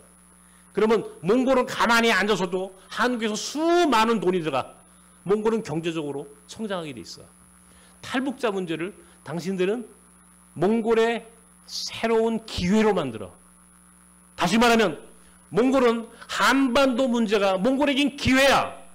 한반도 문제를 몽골이 기회로 붙잡는 순간 몽골은 경제적으로 혹은 외교적으로 국제적으로 굉장히 중요한 국가로 급부상하게 돼 있어. 몽골이 동북아시아를 넘어 전 세계에서 가장 한반도 문제를 제대로 당신들이 기회로 만든다면 몽골은 새로운 기회를 만들 수가 있어. 한반도 문제에 개입해. 한반도 평화와 통일의 문제에 개입해. 이게 내가 그날 국가인권위원장이었던 몽골의 대법관에게 이 얘기해 줄 거예요. 깜짝 놀라는 거예요. 이 사람이. 얼마 전에도 앵크볼트라고 아까 했던 총리가 우리 학교를 왔었어요. 올 초에. 제가 옆에 식당에 가서 밥을 같이 먹었어요. 점심시간을 같이 했어요. 내가 이 얘기를 똑같이 해줬어요. 몽골이 한반도 문제를 붙잡아 한반도 문제에 개입해 몽골이 먹고 살아. 나보고요, 이 앵크볼트 총리가 당신이 이거 어떻게 알았어? 이 비밀스러운 거를. 나보고 나 이거 벌써 24, 5년 전부터 내가 머릿속에 그렸어. 이 그림을. 이 사람이요 깜짝 놀라는 거예요. 몽골의 전직 리더십들이 내 이야기를 듣고 현직 전직 리더들이 그 이야기를 듣고 이 사람들이 한국에도 이런 사람이 있어. 한국의 지도자도 아닌 그냥 일개 그냥 작은 몽골 학교를 만들었다고 하는 작은 일개 목사라고 하는 사람인데 이 종교인이 어떻게 이런 생각을 했지? 이게 제게 묻는 질문이었어요. 그때부터 나는 꿈을 꾼 거예요. 몽골은 아까 얘기했죠? 한반도 남과 북의 갯벌이다. 바다와 육지를 이어주는 갯벌처럼 남과 북의 다리다. 나는 몽골 학교를 통해서 몽골과 남한이 다리를 만드는 거예요. 휴먼 브리지. 사람의 다리를 만드는 거예요. 굉장히 튼튼한 다리를 만들고 있어요. 내가 지금 몽골하고. 아세요 그거? 집사님, 김창건 집사님. 내가 지금 몽골하고 지금 다리 만들고 있는 거 알고 있어요? 엄청난 다리를 만들고 있는 겁니다. 내가 몽골하고 다리를 만들잖아. 몽골이 북한하고 다리를 만들어 있지 이미. 외교적으로 다리가 있잖아. 에? 북한 노동자들이 몽골 와서 일을 해요. 내가 몽골에다가 교회를 하나 줬는데 그때 교회를 지을 때 노동자들이 이 교회를 지었던 노동자들이 일꾼들이 북한 노동자들이야. 공교롭게도 몽골 사람들은 한국에서 일하고 북한 사람들은 몽골 가서 일합니다. 이걸 아셔야 돼. 많을 때는 1,500명에서 2,000명 정도가 몽골에 가가지고 일을 했습니다. 북한 노동자들이.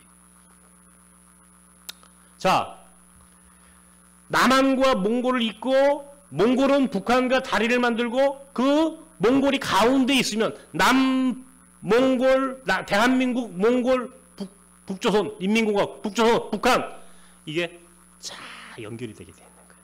이 그림을 이게 소위 선교적 상상력이라고 그래 내가. 이런 상상력을 갖고 내가 북한을 드디어 몽골을 통해서 바라보기 시작했고 그 일을 시작하기 시작한 거예요. 올해 8월에 이제 우리는 6월 달에 가잖아요. 내가 몽골 3번 가는데 7월 달까지 저가 8월 달 8월 20일부터인가요? 우리가 8월 며칠부터인가 울란바토르 평화 포럼이라고 하는 걸 합니다. 울란바토르 평화 포럼. 그래서 몽골 전직 평양 주재 몽골 대사 롬보라고 하는 이 사람은 김일성 대학을 나온 몽골의 최고의 외교관이야. 한국말 기똥차게 합니다. 이 사람은. 우리 남한 몽골 주한 몽골 대사도 했어. 그래서 우리 학교를 왔다 갔기 때문에 내가 잘 알아. 이 롬보라는 대사를. 나 그 롬보 대사도 나를 잘 알고 나도 롬보 대사 잘 알아. 서로. 근데 이 사람이 한국 대사를 하고 그 다음에 평양 대사를 했어. 그리고 이 사람은 원래 한국하고 수교하기 1990년 수교하기 이전부터 김일성 대학에서 공부를 했고 몽골의 외교관으로서 북한 전문가야. 몽골 최고의 북한 전문가야. 이 사람이 백두산 연구소라고 하는 걸 만들어서 남북 문제에 대한 연구를 하고 있는 몽골 최고의 한반도 전문가입니다. 이 사람이 세미나 발제를 합니다.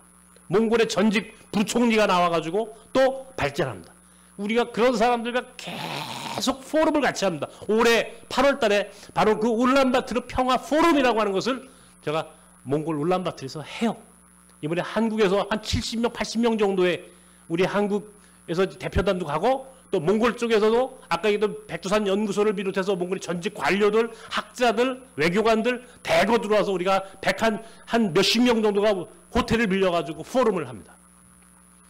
제가 꿈을 현실로 만드는 거예요. 이제 남북 몽골 한반도 문제에 몽골이 어떻게 참여해야 하는지에 대한 로드맵 그 그림을 이제 내가 제시를 하는 거예요. 비전을. 봐라. 당신들이 한반도 문제에 개입하는 순간 몽골은 먹고 산다. 경제적으로 성장한다. 정치적으로 큰 위치에까지 올라간다. 분명히 몽골이 한반도 문제를 당신들은 새로운 기회로 만들어줄게. 내가 제안하는 거고 그리고 나는 그렇게 해서 몽골을 통해서 북한을 보고 몽골을 통해서 북한을 만나고 지금 남북 문제가 완전히 경직됐지. 끝났죠 지금. 앞뒤가 다 이 퇴로가 없습니다. 우리는. 남북이 완전히 다 끊겨졌어요. 여러분 아세요? 모든 게 단절됐어요. 우리 국정원에서 나를 찾아왔어. 국정원 직원이 북한 전문가 그룹인데 걔네들이 와가지고 나한테 그래, 목사님, 우리 국정원에서 원래 북한에다가 딱 사인을 주면 걔들도 반응이 와야 되는데 모든 게 다 끊겨졌습니다. 우리나라 국정원에서 나한테 얘기하더라고. 지금 완전히 다 남북 문제가 완전히 다 단절이 돼가지고 북한 선교, 우리 교회 다니는 사람들이니까 북한 선교 얘기 많이 하죠. 북한 선교 어떻게 합니까? 북한 선교 아무것도 못합니다. 북한 선교요. 이게 지금 이 북한 선교라고 하는 말을 할 수 없을 정도로 완전히 북한 선교를 하고 있는 사람이 멘붕에 빠졌어요, 여러분. 그때 몽골이라고 하는 국가를 딱 제시한 거예요. 왜 몽골인가? 내가 시작할 때 얘기했죠. Why 몽골? 왜 몽골입니까? 몽골이 한반도 문제를 풀어줄 수 있는 키를 가지고 있는 거예요. 몇 년 전에 미국의 트럼프가 김정은하고 미북 정상회담을 한다. 그때 결국은 싱가포르에서 하게 됐고, 두 번째는 이제 이 베트남 하노이에서 이제 회담을 하고 말았습니다만은, 그 당시에 어디서 이 트럼프하고 김정은이가 만날 것인가를 놓고 전 세계가 굉장히 그 관심이 많았죠. 그때 몽골 울란바토르에서 하자라고 몽골 쪽에서 제안이 옵니다. 몽골에서 제안을 했어요. 그때 그 제안을 했던 사람이 트래비스 다고아라고, 우리가 8월 달에 울란바토르 평화 포럼을 할 때 우리 파트너야, 이 사람이 전직 부총리인데, 이렇게 몽골은 이제 한반도 문제가 자기들에게 기회가 된다는 사실을 알고 있어. 몽골의 지도자들은. 우리 정부가, 이거는 정부 대 정부가 할 수 있는 일이 아니야. 정부는 알고도 못하는 거야, 이런 일은. 누가 해야 되느냐? 나 같은 우리 시민사회 혹은 종교, 우리 교회 같은 우리 기독교인들이 바로 이 문제를 풀어갈 수 있는 가장 좋은 위치에 있고, 바로 우리 같은 사람들이 그 일을 할 수밖에 없다라고 하는 사실을 여러분이 알아야 되는 거예요. 이번에 우리가 몽골을 가잖아요. 여러분들이 이제 가면은 첫날 우리가 월요일 날 아침 몇 시 비행기인가? 방목 몇 시 비행기야? 9시 반 비행기입니까? 9시 반, 10시 반, 11시 반, 12시 반. 우리가 이제 1시간이 몽골이 저 가니까 11시 반쯤, 몽골 시간 11시 반쯤 도착하겠네? 그죠? 그죠? 어바우트, 그죠? 11시 반쯤 도착을 하면은 우리가 이제 짐 찾고, 이제 거기 이제 출입구간에서 나와가지고 딱 버스를 타면 12시 반 정도 될 겁니다. 1시간 정도 걸리겠지? 그러면은 울란바토르로 들어가면, 여러분, 그건 사실은 몽골을 모르는 사람들이 울란바토르 들어가는 거고, 그 나중에 우리가 오기 전날 울란바토르 들어가. 그러니까 거기는 우리가 지금 들어갈 때가 아니야. 우리는 초원을 갑니다. 그 길로 바로 가다가 한국 식당에서 밥 먹고 점심 먹고, 그리고 테레리츠라고 하는 국립공원으로 가가지고 울란바토르에서 1시간 정도, 1시간 반 정도 떨어져 있는, 거의 한국 사람들이 몽골 갔다 왔다 그러면 거기 갔다 와. 거기까지가 몽골 갔다 왔다는 거야. 뭐라고? 보르도크를 먼저 가나? 거르도크라고 이제 그 테릴즈라고 하는 데를 가다 보면 거르도크라고 하는 곳에 우리가 평화 캠프가 있어요. 거르도크 교회가 있고, 이미 24, 5년 전에 거기가 교회를 줬고, 그 교회 앞마당에 평화 캠프가 있어. 아까 얘기했던 이 탈북자 문제를 비롯한 평화 교육, 평화라고 하는 이 시대 정신을 풀어갈 수 있는 센터를 우리가 만들어야 되겠다 생각을 해서, 이 거르도크, 울란바토르 외곽에 거르도크라고 하는 지역에 평화 캠프를 만들었는데, 우리가 이미 그때 가서 거기서 아마 나무를 심든지 뭐 아마 그런 우리 행사를 잠깐 할 거고, 그리고 바로 거기서 테렐지라고 하는 초원에 멋진, 이 초원의 오아시스처럼 아주 멋있는 초원에 가가지고, 그날 거기서 여러분들은 게르 호텔 굉장히 비쌉니다, 여러분. 울란바토르 시에서 자는 것보다 훨씬 거의 2배 이상의 비용을 내고 우리가 거기서 잡니다. 이 사람들은 6, 7, 8 딱 3개월 장사하잖아. 그죠? 초원에서. 그러니까 돈을 엄청 되게 받아먹어.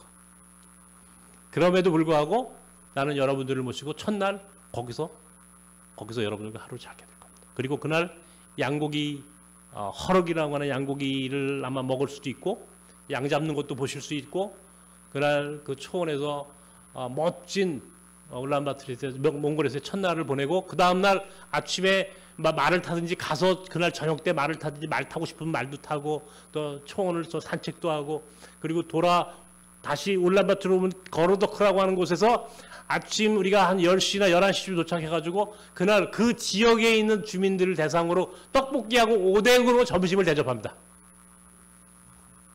아시겠어요? 떡볶이하고 오뎅. 우리 박현웅 목사가 그 준비를 하는데 여러분들이 가서 떡볶이, 오뎅 우리가 다 요리해가지고 그 사람들 그 동네 주민들 초청해서 떡볶이 몽골 사람들 떡볶이 되게 좋아한답니다.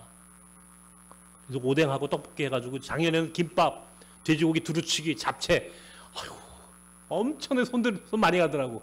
우리가 시간이 없어. 그래서 빨리 해가지고 빨리 점심 우리도 그걸로 점심 먹고 우리는 버스를 타고 그냥 초원으로 날아가는 거야. 울란바토르를 안 가요.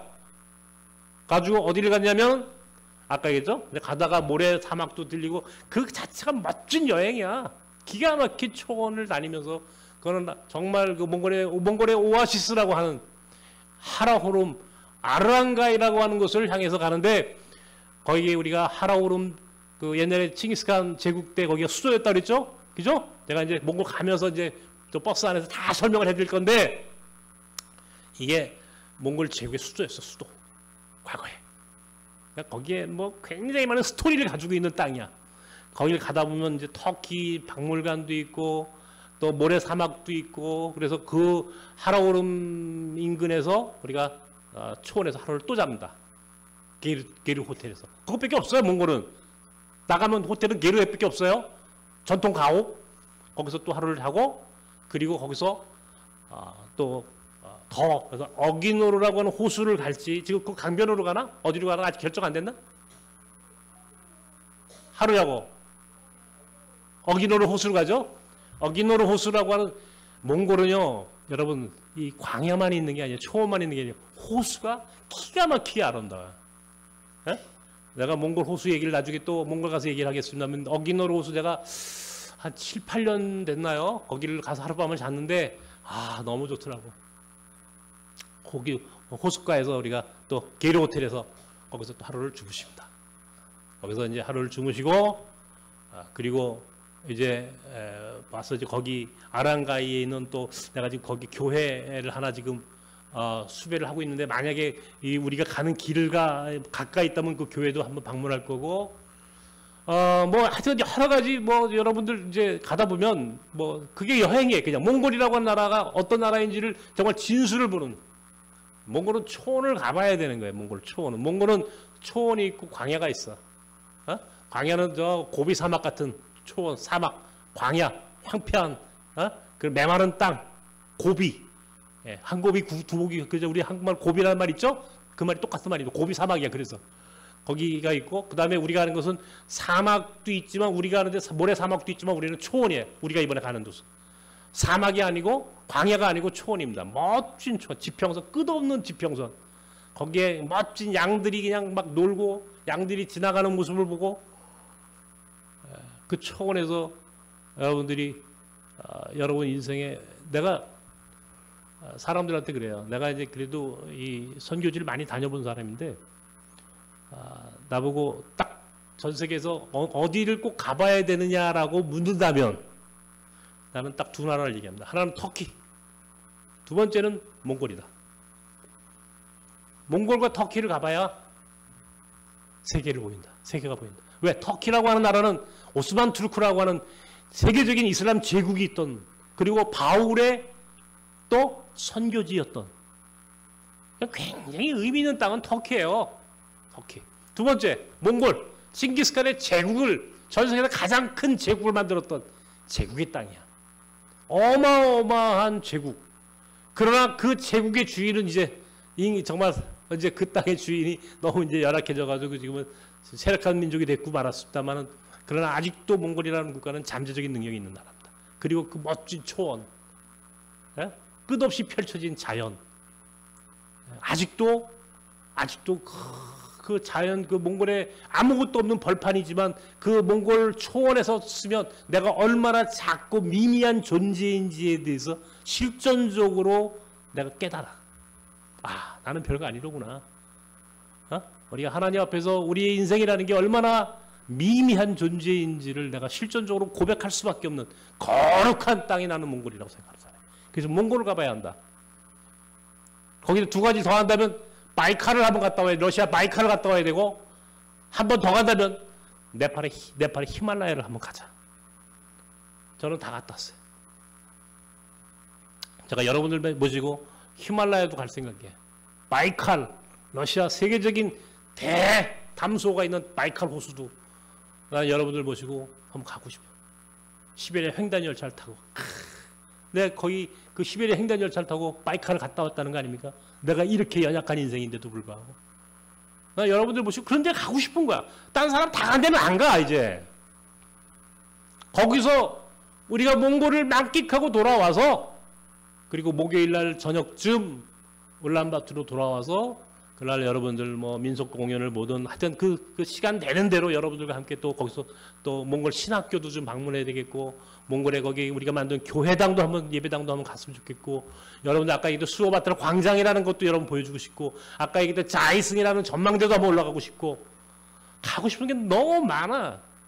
여러분들이 나를 믿고 시간 또 모든 걸 잘 지켜주시면 나는 여러분들에게 몽골의 가장 좋은 곳, 다른 사람이 가보지 않은 곳 골라서 여러분들에게 소개시켜드리고 싶고 보여드리고 싶은 사람. 몽골의 역사, 문화, 그리고 몽골은 우리에게 어떤 국가인지에 대한 비전까지 여러분에게 소개해드리고 싶은 마음이 나한테 간절해. 어때요? 그런 여행 좋지 않겠어요? 행복하지 않겠어요, 여러분? 그죠? 굉장히 즐거울 거예요. 제가 가이드예요. 비록 눈은 보이지 않지만 내가 몽골 최고의 가이드입니다. 내가 스스로 자부해. 내가 몽골 사람보다 몽골을 더 잘 알아. 내가 이제 가서 여러분에게 몽골의 역사, 몽골이라는 나라가 세계사적으로 어떤 나라인지, 기독교 선교에서 몽골은 어떤 중요한 의미를 가지고 있는지, 왜 몽골을 우리가 한반도 통일, 평화라고 하는 이 시대 정신과 몽골을 우리가 엮어가야 하는지에 대한 그런 내 신앙 고백과 비전에 대해서 난 여러분들과 함께 나누고 싶은 거야. 그래서 이제 우리가 어떤 선택을 해야 하느냐. 우리 인생이 이제 하나님 나라 가기 전에 우리 인생이 선택할 수 있는 마지막 우리의 삶에 어디에 헌신하고 살아야 하느냐라고 하는 중요한 비전을 난 여러분들과 함께 그곳에서 같이 나누고 싶고 고백하고 싶은 거예요. 만약에 여러분들이 그 고백과 그 경험을 우리가 함께 공유하고 우리가 함께 간다면 나는 틀림없이 하나님은 몽골을 통해서 우리 한반도의 평화, 통일, 우리 기독교가 얘기하는 북한 선교의 길이 분명히 열릴 것이라고 나는 확신하는 사람이에요.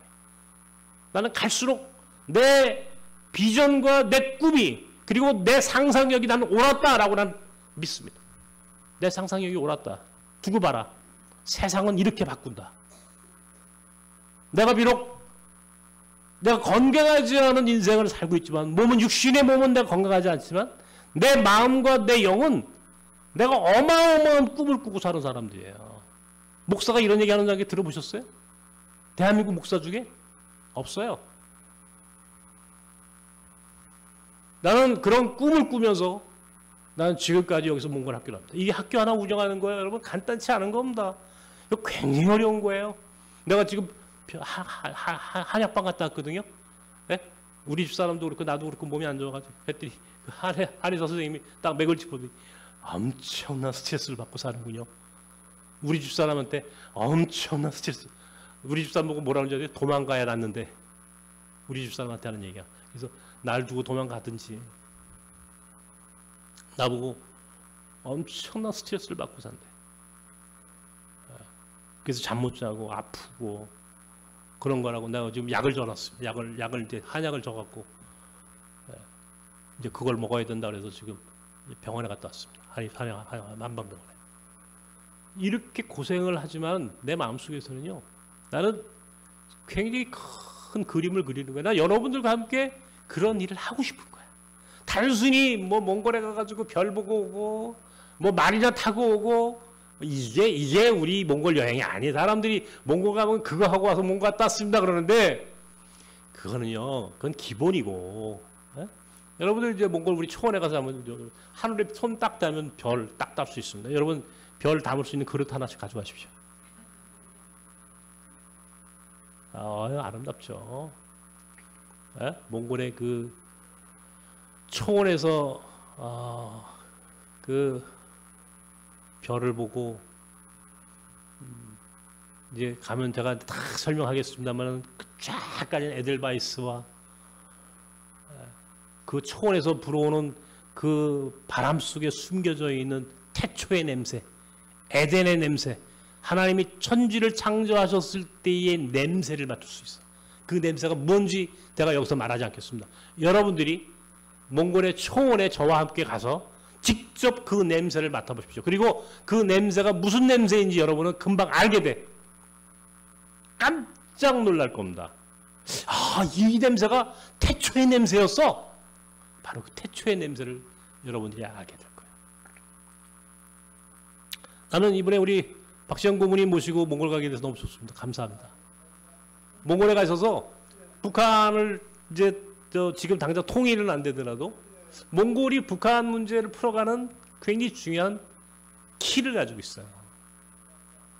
그래서 가급적 우리 박 고문님 모시고 와서 몽골의 지도자들도 제가 소개시켜드리고 싶고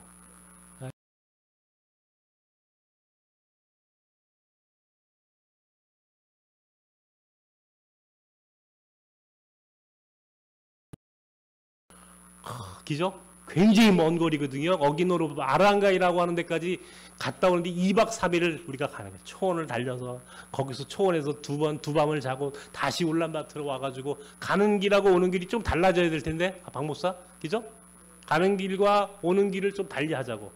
그래서 오고 가는데 좀 다른 이색적인 것도 좀 보여드리고 싶고.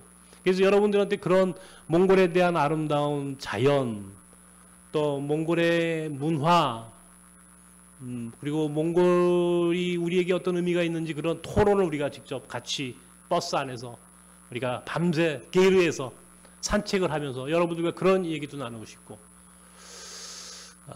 울란바토로 돌아와서는 이제 울란바토 시 안에서 우리가 또 함께 만날 수 있는 사람들도 만나고 여러분 또 쇼핑 좋아하는 분들은 뭐죠? 캐시미어 그죠? 캐시미어라고 그러죠 그거?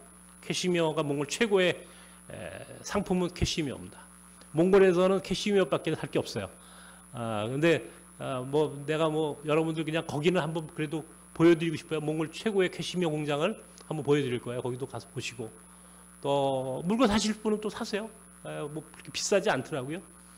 저는 뭐냐 그 시간에 아마 저는 어떨지 모르겠어요. 대사관에 가서 대사를 만날지 아니면 대사를 초청해서 여러분들 우리랑 같이 식사를 한번 하든지 제가 지금 머릿속에 막 이 생각 저 생각 하고 있습니다. 우리 주몽 한국 대사를 오라고 그럴까? 아까 또 앵커볼 총리를 오라고 그럴까? 아까 트래비스 나고와라고 하는 부총리를 오라고 그럴까? 롬보라고 하는 평양 주재 몽골 대사를 거기 초청해서 여러분들하고 한번 우리 같이 한 10분, 한 30분이라도 그 사람이 본 남북의 문제를 한번 그 사람을 통해서 그 입을 통해서 이야기하게 할까? 여러 가지 좀 궁리를 좀 하고 있습니다. 하는데 어쨌든 저는 여러분들에게 행복한 여행을 행복한 몽골의 여정을 꼭 선물해드리고 싶고 또 그것은 제가 이 몽골 사역을 하는 이유인지도 몰라요. 제가 몽골 갔다 오면 저는 거의 갔다 오면 한 2, 3일은 막 아무것도 못 먹고 근데 제가 양고기 같은 건 안 먹어가지고 여러분들 드시는 게 좀 그 한국적인 것만 좋아하신다 그러면 여러분 꼭 뭐 이렇게 준비를 하시는 것도 괜찮습니다. 근데 뭐 한 일주일 정도야 가서 몽골 음식 드세요. 그죠? 괜찮습니다. 몽골 음식 뭐 요즘은 그나마 그래도 먹을만 합니다. 초창기에는 정말 내가 못 먹었는데 양고기 못 먹었는데 지금은 양 잡아가 놓으면 한 점 정도는 먹습니다. 한 점 잘 먹으면 2점 먹습니다. 근데 가급적 뭐 먹는 척만 합니다. 제가 별로 이렇게 고기를 좋아하지 않아가지고 그래가지고 여러분들 먹는 거 같은 것들은 좀 그다음에 여러분 아랑가이라든지 추워요. 우리 한국은 이제 영상 뭐 30도, 35도까지 올라가잖아요. 몽골은 이게 사막 기후입니다. 사막. 낮에는 햇빛이 짱 하고 찝니다. 아주 딱 올 정도로 햇빛이 좋습니다. 근데 해가 지기 시작하면요, 추워요. 그래서 두꺼운 겨울 뭐 파카 정도는 아니더라도 두꺼운 외투를 하나 꼭 가져가셔야 돼요. 긴팔하고 바지도 그렇고. 추워요. 반드시 선글라스 가져가셔야 되고요. 모자, 네, 모자. 그 다음에 여자분들은 선크림 같은 거. 왜? 얼굴 타니까. 직사광선이니까. 이런 거 정도는 준비하고 가셔야 돼요. 꼭 옷은 두툼한 옷을 하나씩 꼭 가져가셔야 합니다. 추우니까. 추우니까. 꼭 잊지 마시고. 그러니까 몽골 갔다 오면 여름 끝납니다. 두고 보십시오. 몽골 생각하다가 여름 더위 다 이길 수 있어요. 몽골의 그 저녁 때 그 서늘한 느낌을 몸에 딱 갖고 오면 한국의 더위, 2달 정도의 더위는 여러분 금방 이깁니다. 여름에는 몽골이다 무조건. 전 세계에서 몽골보다 아름다운 곳은 없다. 몽골보다 더 정말 좋은 여행지는 보기 드물다. 왜냐하면 거기는 아직도 인프라가 안 돼 있어요. 사실은 여행하기에 불편해. 근데 우리가 알아야 돼. 여행은 불편한 데 가야 좋은 여행이 되는 거야. 그래야 추억에 남는 여행을 만들 수 있어요. 근데 몽골도 최근에는요, 코로나 때는 제가 우리 몽골 못 갔잖아요. 근데 작년에 내가 몽골을 갔다 왔는데, 작년에 고비 사막을 갔는데, 정말 고생 엄청나게 했거든요. 내가 이제 그 얘기는 이제 몽골 가서 또 해드릴게요. 고비 사막이 한데 아직도 몽골의 그 모든 이 문화가 제대로 돼 있지 않아요. 사실은 약속도 잘 안 지키고. 근데 우리가 몽골이니까 라고 생각하고 가셔야 돼. 그러니까 몽골은 불편하다. 그러나 행복하다. 몽골 갔다 오면 또 가고 싶은 나라가 몽골이다. 반드시 여러분들 그 생각을 하시고 저와 함께 가시면, 아까 얘기했던 탈북자들 문제를 비롯해서 또 평화 경제라고 하는 이제 새로운 공동체에 대한 이야기는 제가 몽골 현지에 가서 설명을 좀 하고 싶은데요. 앞으로 그런 몽골의 평화 경제 공동체, 소위 몽골은 땅을 내고 북한은 노동력을 제공하고 남한은 자본과 기술력을 제공해서 몽골에서 새로운 평화 경제, 이것도 제가 만든 용어예요. 경제는 경제인데 평화라고 하는 목적을 갖고 있는 평화 경제의 모델을 몽골에 만들자. 그러면 몽골은 한반도 남과 북에, 아까 얘기했죠? 여기는 갯벌이다. 갯벌이다. 소위 완충지대, 중립지대. 우리 개성공단과 같은 굉장히 좋은 모델이었는데, 한반도 평화 모델에 있어서는 개성공단 모델이 최고의 모델이었습니다. 여러분 아십니까? 굉장히 좋은 모델이었는데 우리는 이 진영 논리로 다 무너뜨려 버렸어요. 이 진영 논리라고 하는 게 이렇게 무서운 거예요. 진영 논리가. 결국은 이제 개성공단 같은 건 더 이상 만들 수 없죠. 한반도 안에 개성공단은 존재하지 않습니다. 왜? 망해봤으니까. 어떤 기업인이 거기다 투자를 하겠어요. 이 개성공단의 모델을 몽골에 만들자. 그래서 몽골은 그 자원과 땅, 그리고 북한은 풍부한 노동력, 그리고 남한의 아주 자본, 그리고 고도의 기술력, 이게 서로 몽골에서 만나고 거기서 섞이면 새로운 시너지가 생기는 새로운 평화 경제 공동체 모델을 만들고, 이것이 평화로 가는 길이고 나아가서 통일로 가는 길이고 우리가 하나님 나라를 만들어가는 북한 선교의 기가 막힌 모델을 우리가 몽골을 통해서 만들어보자. 이게 성공하면 북한도 문을 열 거다. 거기에 또 하나 더 있어요. 그것도 내가 몽골 가서 얘기하겠는데, 그런 이 북한 선교 혹은 평화, 통일, 우리가 이런 시대 정신을 이뤄갈 수 있는 가장 좋은 조건을 가지고 있는 국가는 몽골이다. 역사적으로, 또 문화적으로, 또 인종학적으로, 또 우리가 국제적인 이 외교, 정치 외교학적으로, 정치 외교적인 측면에서 볼 때 몽골은 우리에게 그런 의미에서는 우리의 미래에 우리가 함께 가야 할 국가고, 궁극적으로는 느슨한 연방을 만든다면 정치적인 통일까지는 안 되더라도 몽골과 북한과 우리 남한이 느슨한 소위 영연방 같은, 호주나 뉴질랜드 같은 영연방 제도 같은 이런 국가적인 이 시스템 정도를 느슨한 그런 이 정치 구조, 사회 경제 구조를 만들어 나간다면, 전 세계 동북아시아에서 몽골과 손잡으면 우리는 세계적인 국가가 됐다. 세계적인 강대국이 될 수 있다. 중국도 이길 수 있고 일본도 극복할 수 있는.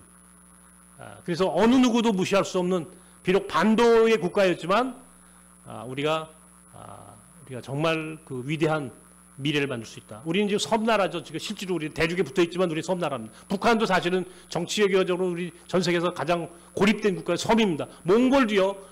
이 바다가 없는, 북한은 몽골 위인 러시아, 남쪽인 중국, 딱 러시아와 중국 사이에 샌디시가 된 나라의 몽골입니다. 몽골도 사실은 섬나라입니다. 제가 그런 얘기를 했습니다. 그저께 저 몽골 관료가 들리고 강화도 가면서, 강화도 가니까 다리 연육교 있잖아요. 거기서 성모도 또 연육교 다리만, 다 요즘은 섬이 아니죠. 다 이제 육지랑 연결돼 있지 않습니까? 다리가 육지와 연결되는 순간 그건 더 이상 섬이 아닙니다. 그건 육지입니다. 자, 이제 한국과 몽골이 다리가 만들어지고, 몽골이 북한과 다리가 만들어지고, 이렇게 다리가 만들어지면 더 이상 우리는 섬나라가 아니야. 이 세 나라가 다리만 연결해 놓으면 이 세 나라는 더 이상 섬이 아니라 이 세 나라는 엄청난 대륙이 되는 겁니다. 엄청난 정말 국가로서 새로운 미래를 만들어갈 수 있는 굉장히 좋은 모델을 우리 몽골과 함께 만들어 가자. 내가 여기서 몽골 학교를 하고, 또 몽골 문화원을 만들고, 또 몽골의 역사를 또 공부하고, 여러분들을 모시고 또 몽골을 또 현지에 가려고 하는 많은 이유 중에 하나가 다리를 만드는 겁니다. 우리가 지금부터 함께 만들어 가자고요. 여러분들 질문 있으면 좀 하십시오. 지금 몇 시입니까? 10분 남았네. 우리가 조도 나눴어요. 근데 이제 조장은 제가 지정을 해드릴게.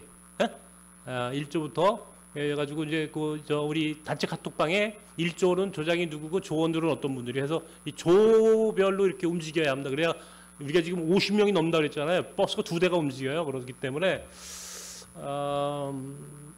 6월 달은 그렇고 또 7월 달에도 지금 거의 40명을 제가 모시고 왔거든요. 그리고 8월 달 같은 경우는 지금 뭐 일정이 뭐 한 7, 80명이 같이 우리가 프로그램을 같이 하는 지금 뭐 이제 이런 걸 하다 보니까 조를 나눠가지고 우리가 이렇게 해야 되고.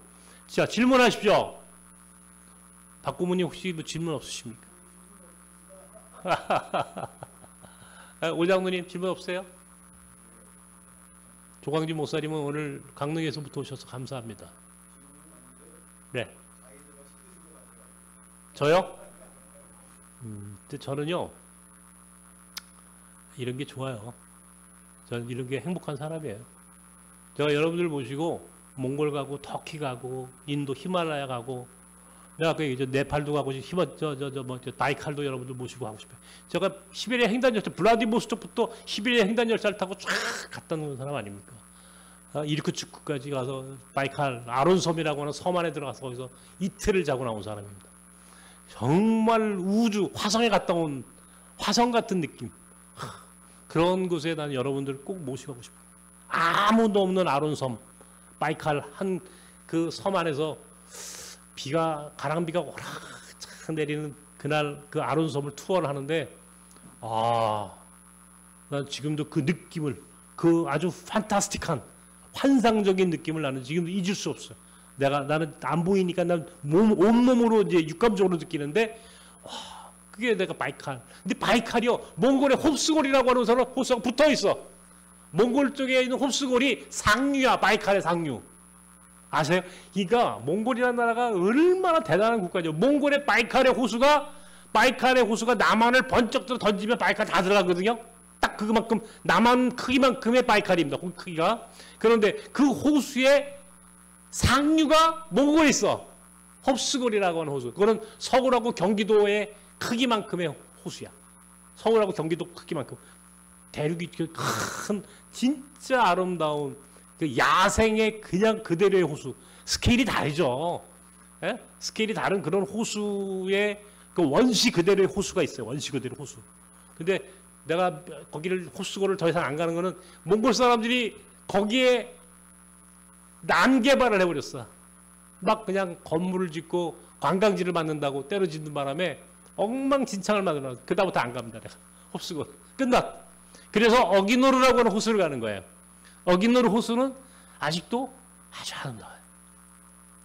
그래서 여러분들한테 홉스골 대신 어기노루 호수를 모시고 가는데 어쨌든 그 바이칼의 상류가 홉스골이라고 하는 몽골 쪽에서 물이 남쪽에서 북쪽으로 물이 흘러가는 거예요. 우리는 북쪽에서 남쪽으로 물이 흘러올 거라고 생각하는데 그게 아니고 몽골이 남쪽이니까 몽골에서 바이칼 쪽으로 물이 흘러갑니다.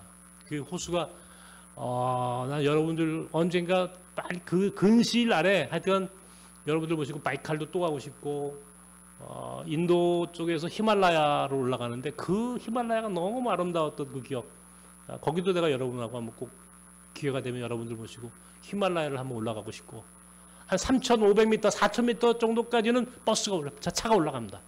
근데 한 4,000m, 3,500m를 넘으니까 나는 힘이 빠지더라고. 고산병 증세가 생기더라고. 와, 그게 고산병 무섭더라고. 그래서 나는 3,500m 올라가니까 못 가겠더라고. 힘이 빠져가지고. 제가 그런 데도 모시고 가고 싶고. 그 다음에 터키. 여기 우리 하선이 집사님.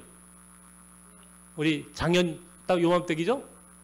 우리 터키 가서 기가 막힌 멋진 그냥 끝없이 펼쳐진 유채꽃 펼쳐진 유채꽃 밭에서 우리 뛰어놀고 그랬는데